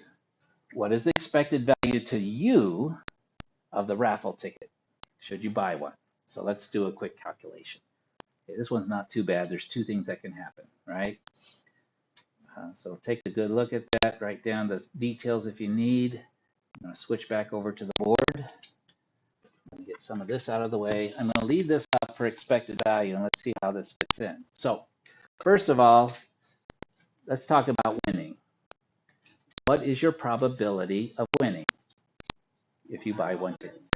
1 out of 150. So 1 out of 150 if you buy one ticket. If you bought two tickets, it'd be 2 out of 150, but one chance of winning out of 150. So that's the probability. What will you gain if you win? $300 minus the 3 that you paid, you actually will only gain 297. Okay, so that's the key part. Well, a lot of people will put the 300 here, and that you're on the right track, but you're only really going to get 297 because you paid $3 already. That's one thing that could happen. What's the other thing that will happen? You will lose, and what's the probability you're going to lose? 149 out of 150.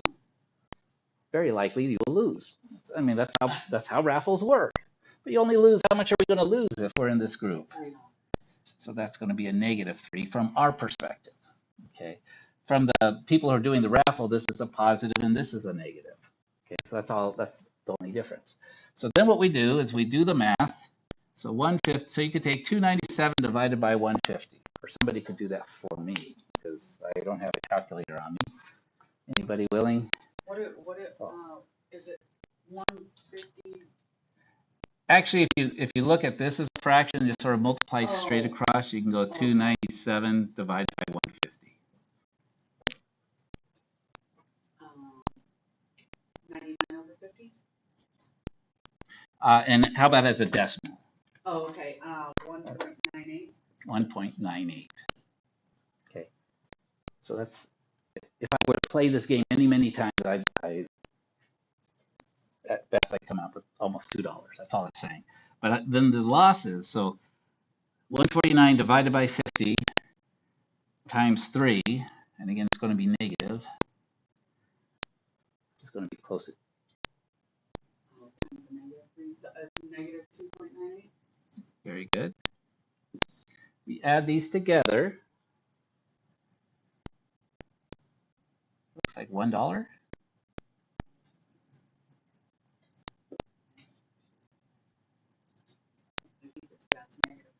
Oh, but it's negative, right? Because the negative is bigger. Thank you.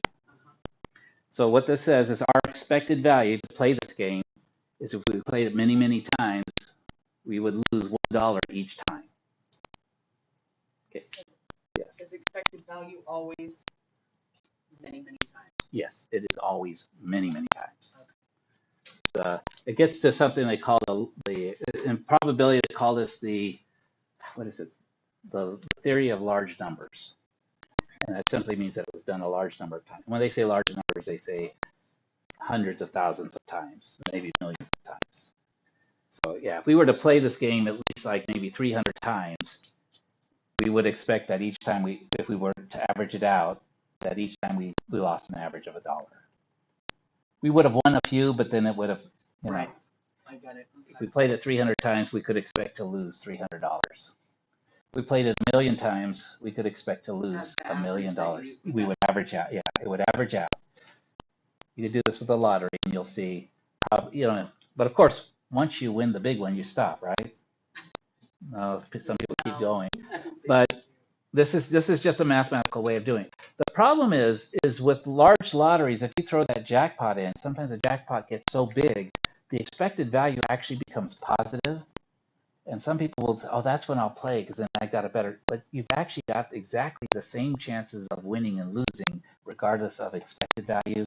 So I say, play it any time. It doesn't have to be the big. Actually, I would, if I'm going to win the lottery, I'd like to win like at the lower level because you won't get all the publicity.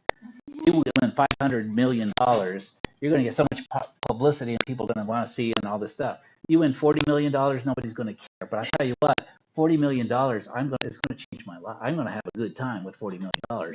Probably more so than I would with 500 million, because 500 million is just, I got to have everybody coming knocking on my door, right? So I said, let me win under the radar, and then I can just quietly go off to the beach somewhere. So actually, that's a better way to do it. But the larger jackpots make this start to be positive simply because that jackpot's so big. But again, the underlying probabilities of actually winning that are no better for you, whether this is positive or negative. So it's just, it's these calculations, but insurance people use this, gambling people use it, and they try to do it so that they can ensure a profit. Let me just check one more thing. I think we're done. Let's see what else, if I put anything in here. I think I've actually got, yeah. So we've actually done the calculations in here. This PowerPoint is in Canvas. Remember, I pulled it right out of Canvas. That's what I do is everything I use in class will either be in Canvas or MathAS so that you will also have access to it. If I make changes, I'll update it beforehand. But whatever I use in class is also available to you. So you can pull this up, run the calculation through. You've got the video of this. You might have the notes, but you've also got it sort of here built into the PowerPoints. Okay. And you got that video where you can actually hear the sound of Lloyd saying, so here's a chance. So you might want to watch it just for that purpose. Yeah. Average, you'll lose $1 each time you play. Maybe you should pass. And that's the official end of class. Thank you for hanging on. Word of the day was passionate. Awesome. Okay.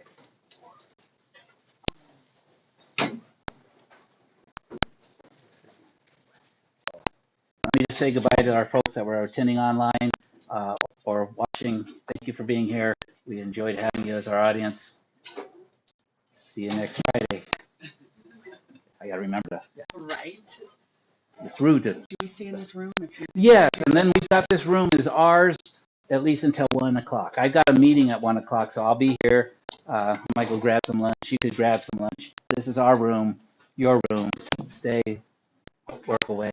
I'm here. Might get another cup of coffee, so I got some good Me too. energy. I think I need to go get a cup of coffee. Sure. Just because you showed me that, because I've been waiting. That expected value. It is. I just, and it's totally different. Just because there's four different options now. And so now we got to do 4 calculations and add them all together, and those numbers are horrendous to work with. Yes. All right, deal. All right. Okay, sure. We're gonna. Yeah. I'm just going to take my earpiece off because I don't need to hear anything now. So, but yeah, perfect.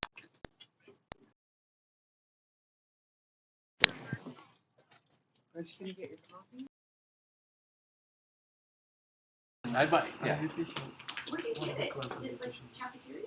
Yeah, the cafeteria, and I always bring my own cup because I 121, bring my own a cream, 91, sugar free, and and then 81. I just have. I've also got and I this go, one that it's has an $1.08 online, for but it doesn't matter which one coffee you're in.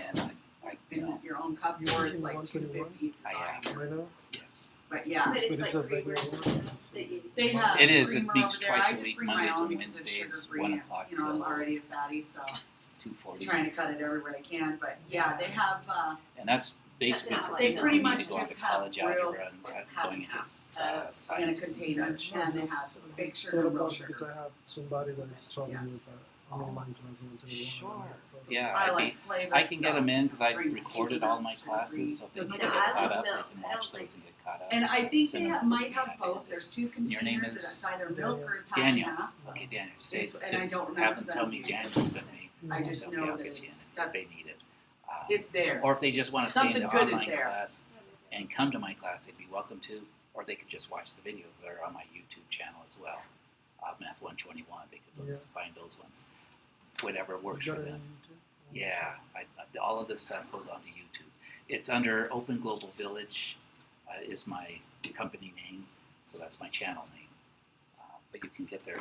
You go there through Canvas. There's links right to them, and you'll see it. Subscribe or something, and they're welcome to watch those videos. So that might help them through it.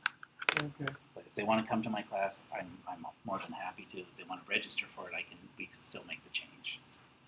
But the point is that they are using an online class Aha. because they don't have time to come to the class. Okay, and that's fine.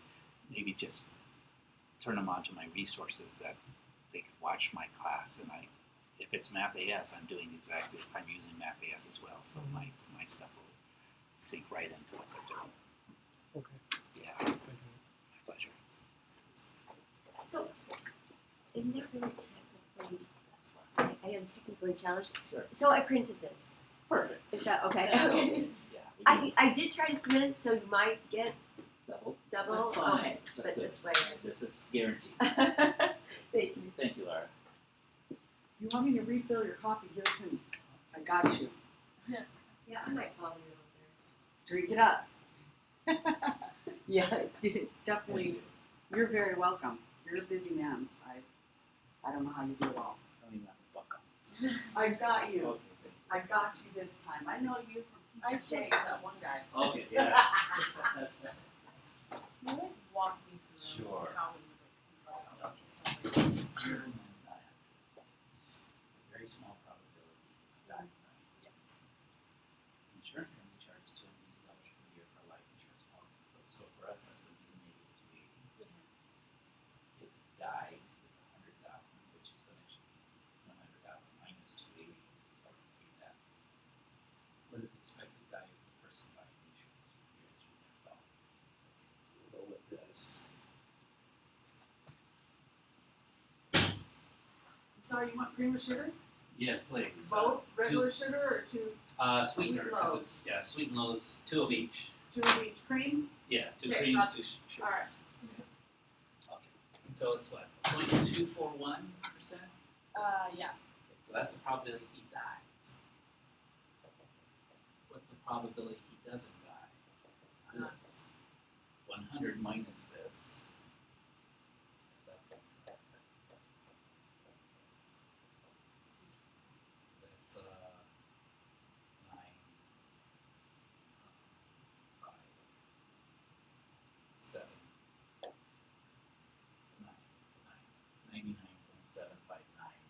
99.759% of living, which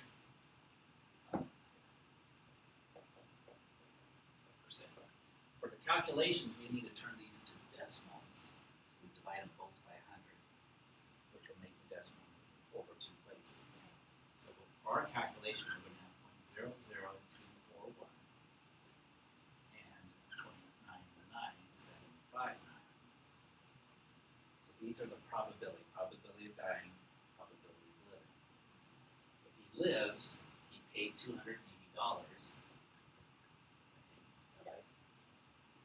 So that's going to be sort of what happened here. If he dies, he gets 100,000, but they would subtract, Yeah, so that's another 100,000 times 280. 0, that's 2, that's 799. Oh, kind of just almost exactly. So that's going to get multiplied by 99,720. That's a positive value. So we multiply these two out, and yeah, yeah, So definitely. it'd be 0.00241. Yes.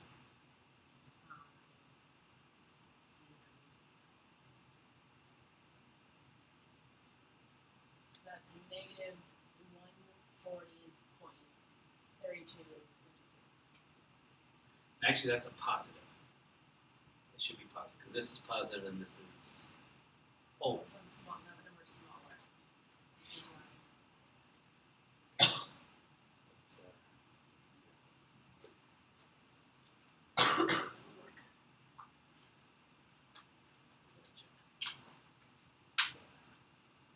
it's yeah. So this and this is a positive value. So 0.00241 times 99720. I get 240.3252. I might have put them on. Okay, that's okay. And then down here, what I do is I'm not going to put the negative sign. I'll just take this times this, and then I know it's negative because it's a positive times a negative. So then we take 0.99759 times 280. This is a negative 279.3252. The expected value is when I add these together. So take that minus 240.3252, and if you do this, you get a difference of 39. So from the perspective of the insurance buyer, it's a $39 loss each year. Now again, for the buyer, they either lost, they paid 280 or they died and their people got some money. But mostly you would use this from the insurance company. It means that for the insurance company, they're going to make $39 on each policy they sell. They will lose some. They'll have to, someone will die, or maybe. But if someone dies, there's a big payout. But most people are going to not die. So that's what this is telling me. So that's how they price it. And then if this number's not enough, what they do, we gotta charge more for this insurance. And as people get older, this goes up. And so that's why the premium has to go up to keep this in the insurance company's favor. That's all the math. And those people get paid a lot. They're called actuaries. But we understand. You see, this is the basics of what actuaries do. Collecting this data is another thing they do, but that's the big part where they get all this information. Does that kind of make sense? Yeah. But you see how it is. These are hard numbers to work with. The game over there was not too bad, about 150. But you start talking about lotteries, millions of people buying it, and then 7 balls coming up. They're just Yeah, it's a bit complicated. We're not going to see what we can do. yes. Yeah. Okay, well, I understand that more. Okay, Yeah. Thank you so much. you're welcome.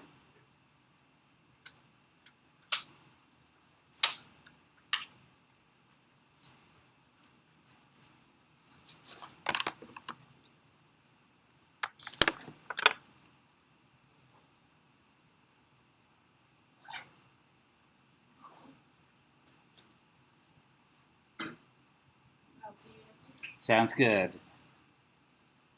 What's your name again? Sarah. Sarah. Sarah. Okay. I'll Yes. start remembering those who stayed. All right, Sarah. Thank you.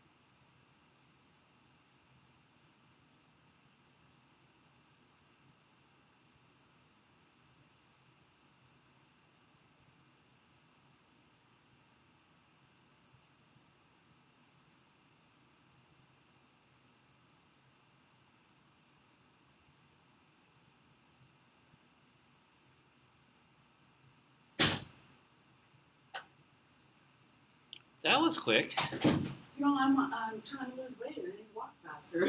Wow. It doesn't work that well, but I eat way more than I walk. So whatever. Yeah. Kind of at the point where I'm 46. I'm really just tired of carrying. Except for then it's like, and that's the first instinct, and then it's the, oh damn it! I really do want to live to be as old as I can be. Or I keep thinking when I was, I taught for a year, got out of, taught high school and didn't do so well. Did financial training, and then I got working for this guy selling insurance, and I was kind of his inside man. He took me on an appointment up in Portland because one of his clients was my driver's ed teacher. Believe it or not, it's kind of cool. Which is actually the class I met my first wife in high school. Right. So anyway, I went up and met, and he looked exactly the same. He's overweight, and Right. and he says, you know, I said when I retired, I thought I had maybe 5 years left, and this was like 15 years down the road. He says, if I would have known I was going to live this long, and he started giving his money away to like his grandkids because he figured I'll just give it away because I won't need it. What? And so we started looking and trying to help him out. He Right. was okay, but it was, Now he needs the money. It's Yeah. like those grandkids need to step in. he lived up into his 90s. Hello. Oh, hi. Okay.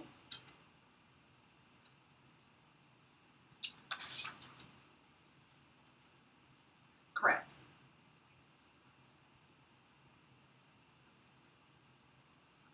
Okay, and can you please give me the exact address? Because I've been meaning to call you guys and I don't see it in the email.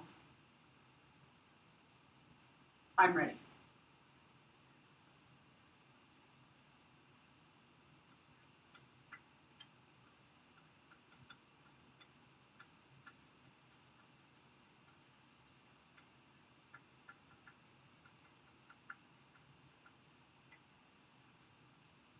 Parkway West.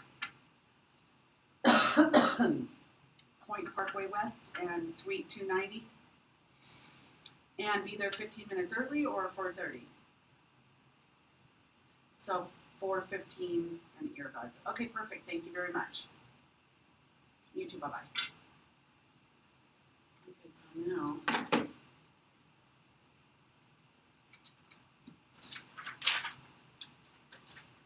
try and see if I can do this without making you help me here. I'm always trying to figure it out first. You know?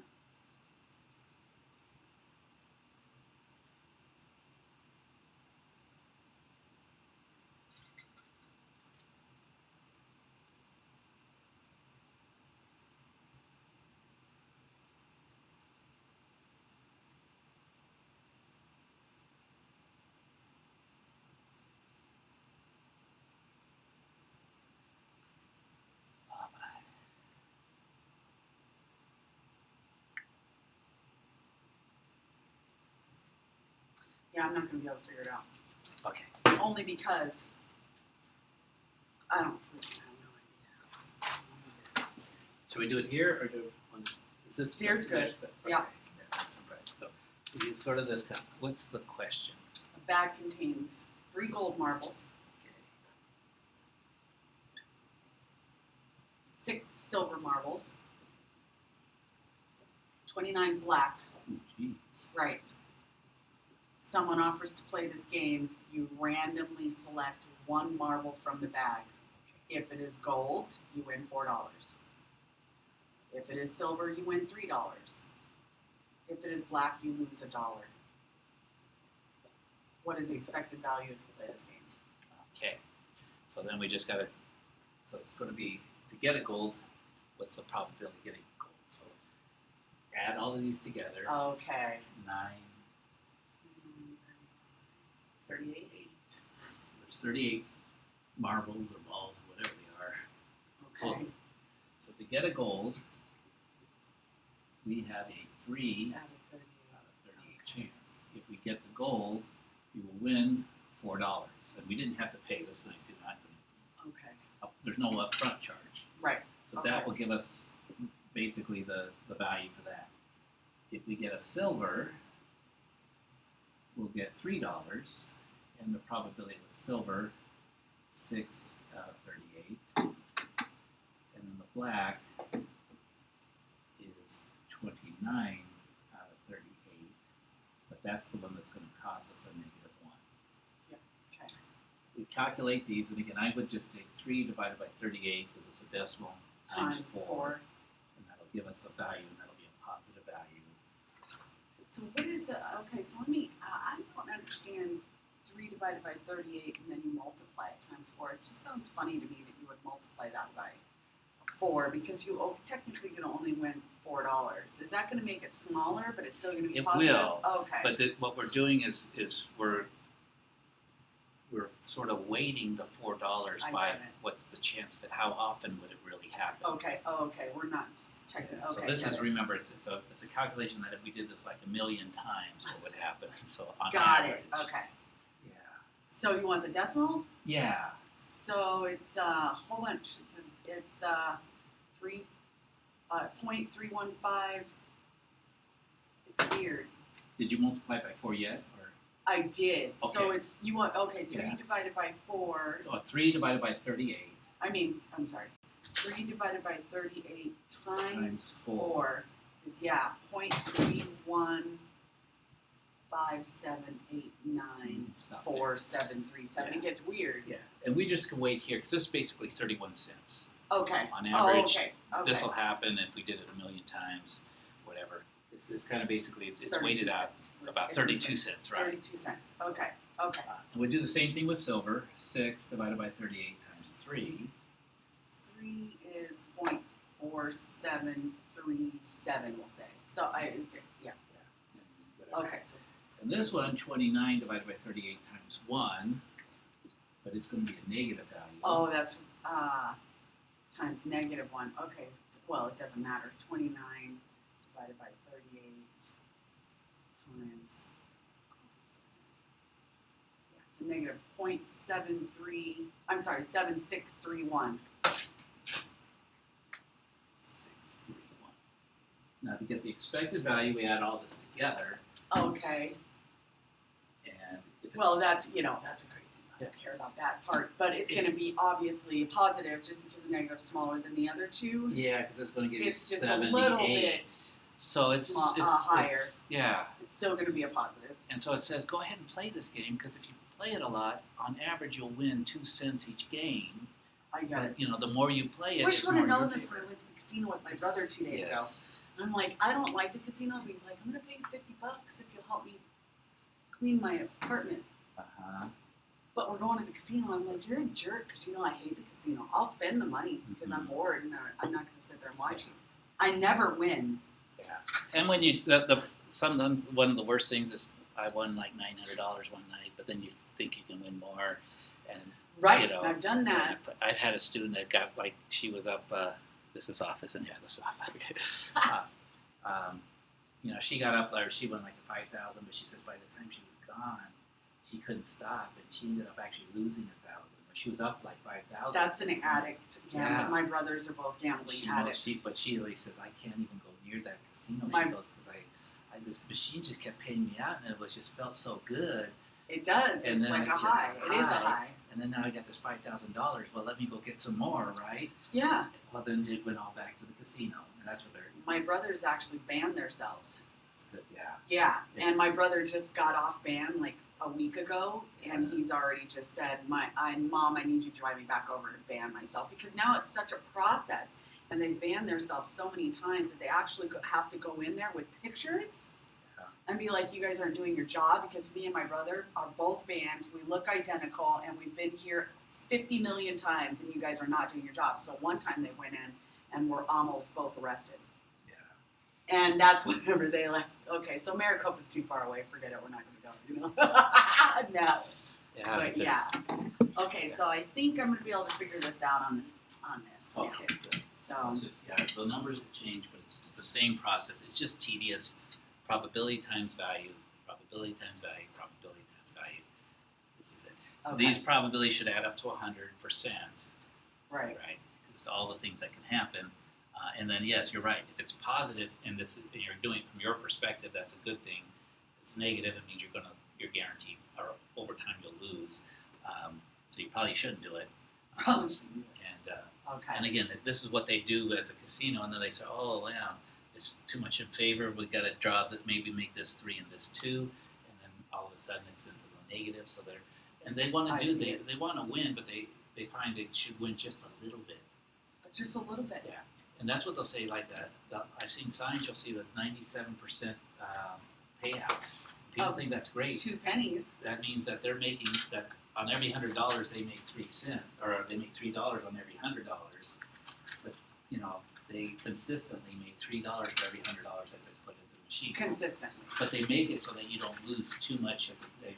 So you stay. Yeah, so you stay. Keep putting And money a in. few people do win, so you see them. You see the person next to you Yeah. won 600. You go, well, I want to be that person. So you stay at it. It's like, no, I don't. I know how much they put in that machine Right. before they got that Yeah. 600. But it's all this psychology. So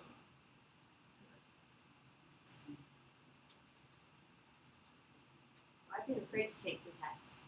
don't ever be afraid. 'Cause it's not really. You can redo them. I can redo it. Yeah. So Any question you missed, you just ask for a second one and redo it. okay, so I'm gonna be great. Good.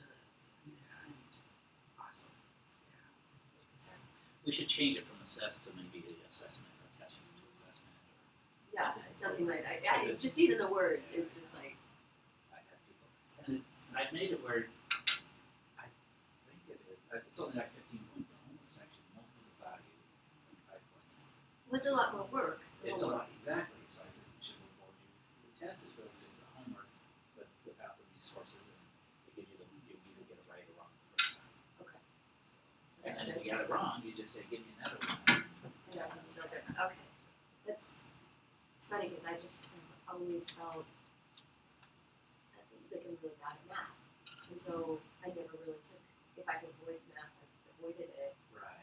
And so this is the first time in a lot of years. Yeah. So it's good, but it's intimidating. Yes, but the goal is to get you over that. Because again, this is really, I take this fully. This is a non-technical math class for non-technical majors. Our goal is not to make you great at math. Our goal is really just to let you expose you to a lot of different types of math to remove your any kind of anxiety about math. Yeah. And so that you know that, hey, if I need to have it done, I'll hire somebody, but I'll at least understand the process. Right. Yeah, because like I took a chemistry class and the stoichiometry Mhm. just destroyed me. It was so so, Maybe the second time around. Sometimes those are, you go back again at the right time, but there are some parts of it. That's about the main process, right? no, it was the math aspect of it. It was like Because it's how many molecules yeah, and then converting them to moles and and all that stuff. It was just and I'm a math guy, but that part for me was difficult too. oh my gosh. I never really understood. I still to this day do not understand what a mole is. I know it's a certain number. It's a measurement of yeah. But I I've don't never know. understood exactly. I just know it's involved. So people will come to take chemistry and says, "Oh, I got these math problems in chemistry. Can you help me?" I says, "No, I still have to tell you about chemistry, Right. just because of its chemistry." He says, "I'll help them a little, but maybe a little bit of significant figures. But even significant figures in math are not. We don't really care about them. In science, it's very critical. So, So I technically wrong sometimes because people just don't understand their need for significant figures." I actually have a theory that they do stuff like that because they had to do it to get their degree, and you're going to suffer too. There's a lot to it. That's the way we talk. The way we teach math is we do it in historical, and there's a lot of things that we're teaching stuff that was discovered 300 to 500 years ago, like the quadratic formula. But we've got technology that does all that stuff, so why would we? So I try to put it from that perspective, and then I bring it in later and say, if you want to use the old stuff, here's how it works. But we've got new technology that takes you, and this is what it's all doing the same thing. Exactly, right? Like, calculator, it needs to be charged, and I don't know how to do with my charge. So I'm going to use my phone. Which, what's calculated? It's Okay, 84.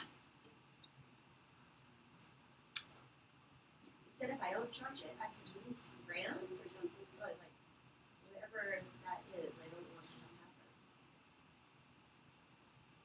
That's It's really fancy. Yeah, those, yeah. Let me grab mine. Oh, you have a The one- charger? Yeah, because I got the same brand. And, Okay. because it's cost. Thank you. We'll get a charge while you're working. Yeah, I'm sure I have it. I just don't know what I did with Because it. a charge will take you, probably get you the rest of the semester, but, Oh, you know. okay, thank you. So, where's this thing?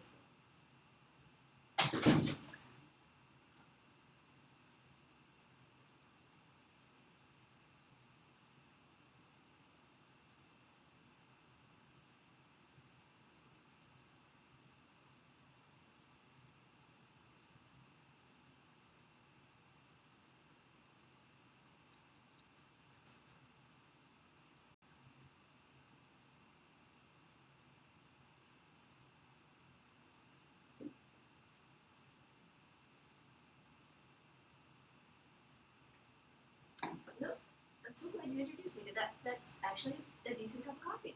It is really good coffee. Yeah. Yeah, and most all of us are coffee drinkers now, so we all have specific. Like my mom loves Dutch Brothers, and hates Starbucks. But my I'm not brother, crazy about Starbucks either. no, me I think it's neither. bitter. It is. Yeah. But my brother drinks the really sweet iced coffee drink. Oh, So that's why he loves Starbucks. Oh yeah, there's Because- thousands of calories. Dutch Brothers can't make it like that. Yeah. Oh, absolutely, absolutely. I'm like, you're like drinking 1,000 calories in a drink. Yeah. We're fat people. Don't you want to eat your calories? I'm trying to eat my calories. Yeah, that's how I feel. Yeah. Then it becomes an addiction, so just like anything else. No, my daughter is completely addicted to Dutch Bros. Oh yeah. It's crazy the wine that goes out into the streets. Oh, thank you so much. Part of it is just the social aspect. It of is. It is. They but go and it's all those kids. Like everybody else is doing it, kind of thing. when I went, I felt like, you know how when you get carded and you're too young? I felt the I'm opposite. totally I felt like too I'm old. too old to be in here Yeah. getting a coffee. That's why my Thank mom you so just much. goes. We just go through the drive-through for my mom when she wants her Dutch Brothers. Yeah. Just the drive-through. I ain't hanging out with them guys. Yeah, I guess I'll do that next time.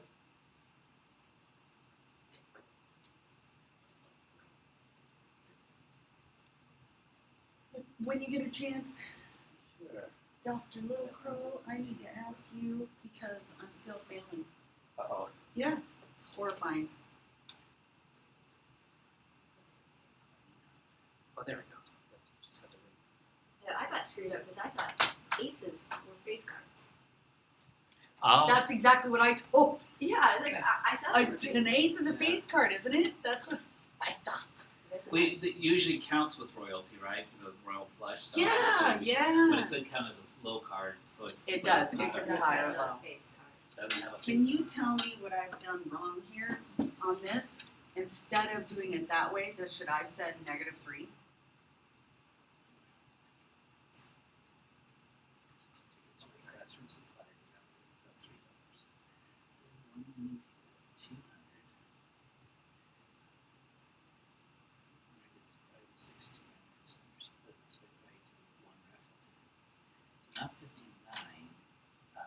You're thinking that's the value you would win. Right. So But they the want value the- of it is yeah. $62? They No, want it's the expected value. When they say expected value, they want they want me to do all this crap first. this thing. I can't just yeah. do some simple stuff. No. Okay.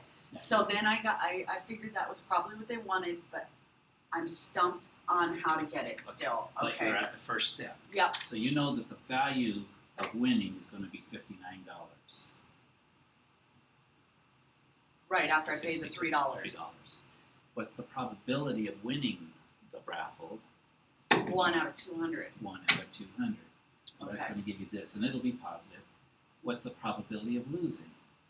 200 or 199. Yeah, out of 200. And if you lose, you paid your $3 and right, you get it back. So this will be a negative value. This will be positive. When you add these two together, this is going to be your expected value. Okay. Right. Yeah, this is. And the thing is it's not, you never expect to get that. You will either get 59 or you'll lose 3. That's really what happens.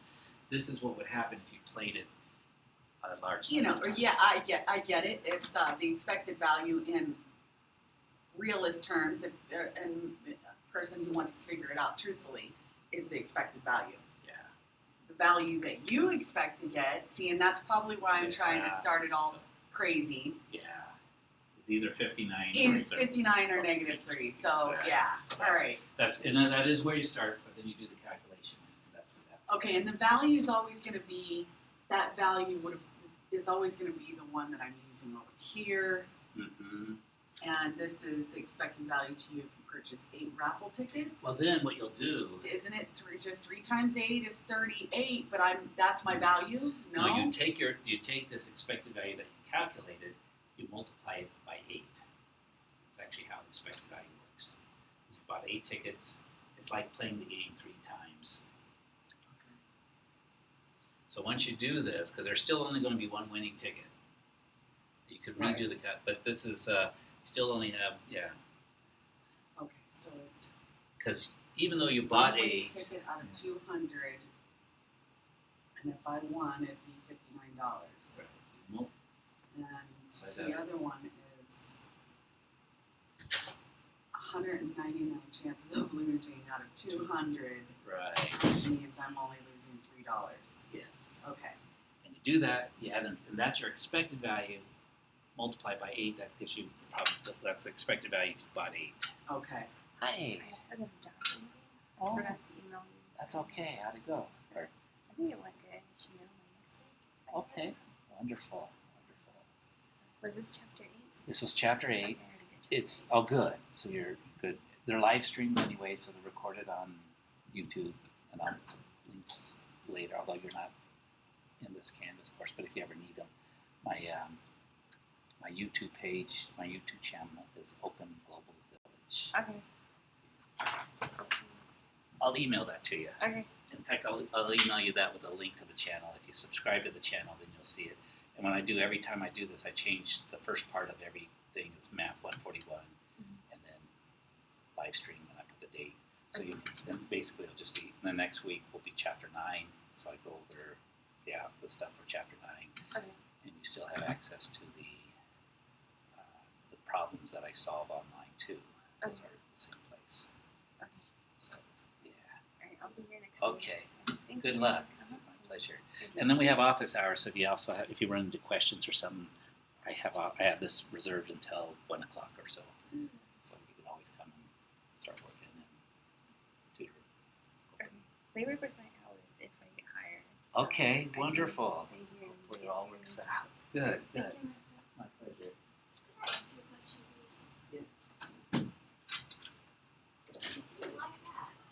Write your answer as a reduced fraction because, believe it or not, 13 on 52 reduces. 13 goes into 52. Oh, Now, I should have tried that out since it said 25%. yeah. Right. It's actually 13 goes into 13 Okay. once, 13 goes into 52 4 times. So it's 1/4. 1/4. Put in Okay. 1/4, it'll take it. Okay, so I just want to make sure. I'm not very good at all those reducing. You know what your calculator is. Let's see if we've got enough on here. So I do a similar question. Let's see. It's got enough, a little bit of a charge, so I'll show it to you. Okay. And then, so I'll show you how to do it. So what you do is you put in your 13 divided by 52, whatever you have. You go to math, and it's the first one fraction. With that, it'll change it to a reduced fraction. That's so awesome. And if you had like 12 divided by 52, that'll reduce as well. You don't have to think about math. First thing, fraction, is changing to reduced fraction. That's 3 out of 13. And if it won't reduce, it gives you the That's same so fraction. awesome. Yes. Oh, I see. I bet this can do a lot of things I don't know. Okay, thank you. Yeah, because I'll sit there and like divide it by 2, and divide it by 3, and If you want, under Oh, the is that table, what- I think there's a plug-in. There's a little, you can plug it in and still have it charging in the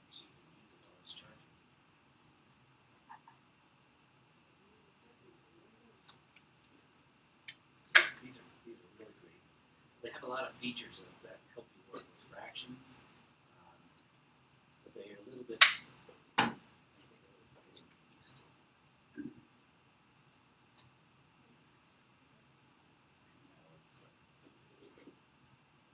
some people bring their laptops in and then they unplug certain parts and then It's like, there. And so we're charging. perfect. So while you're Thank you so much.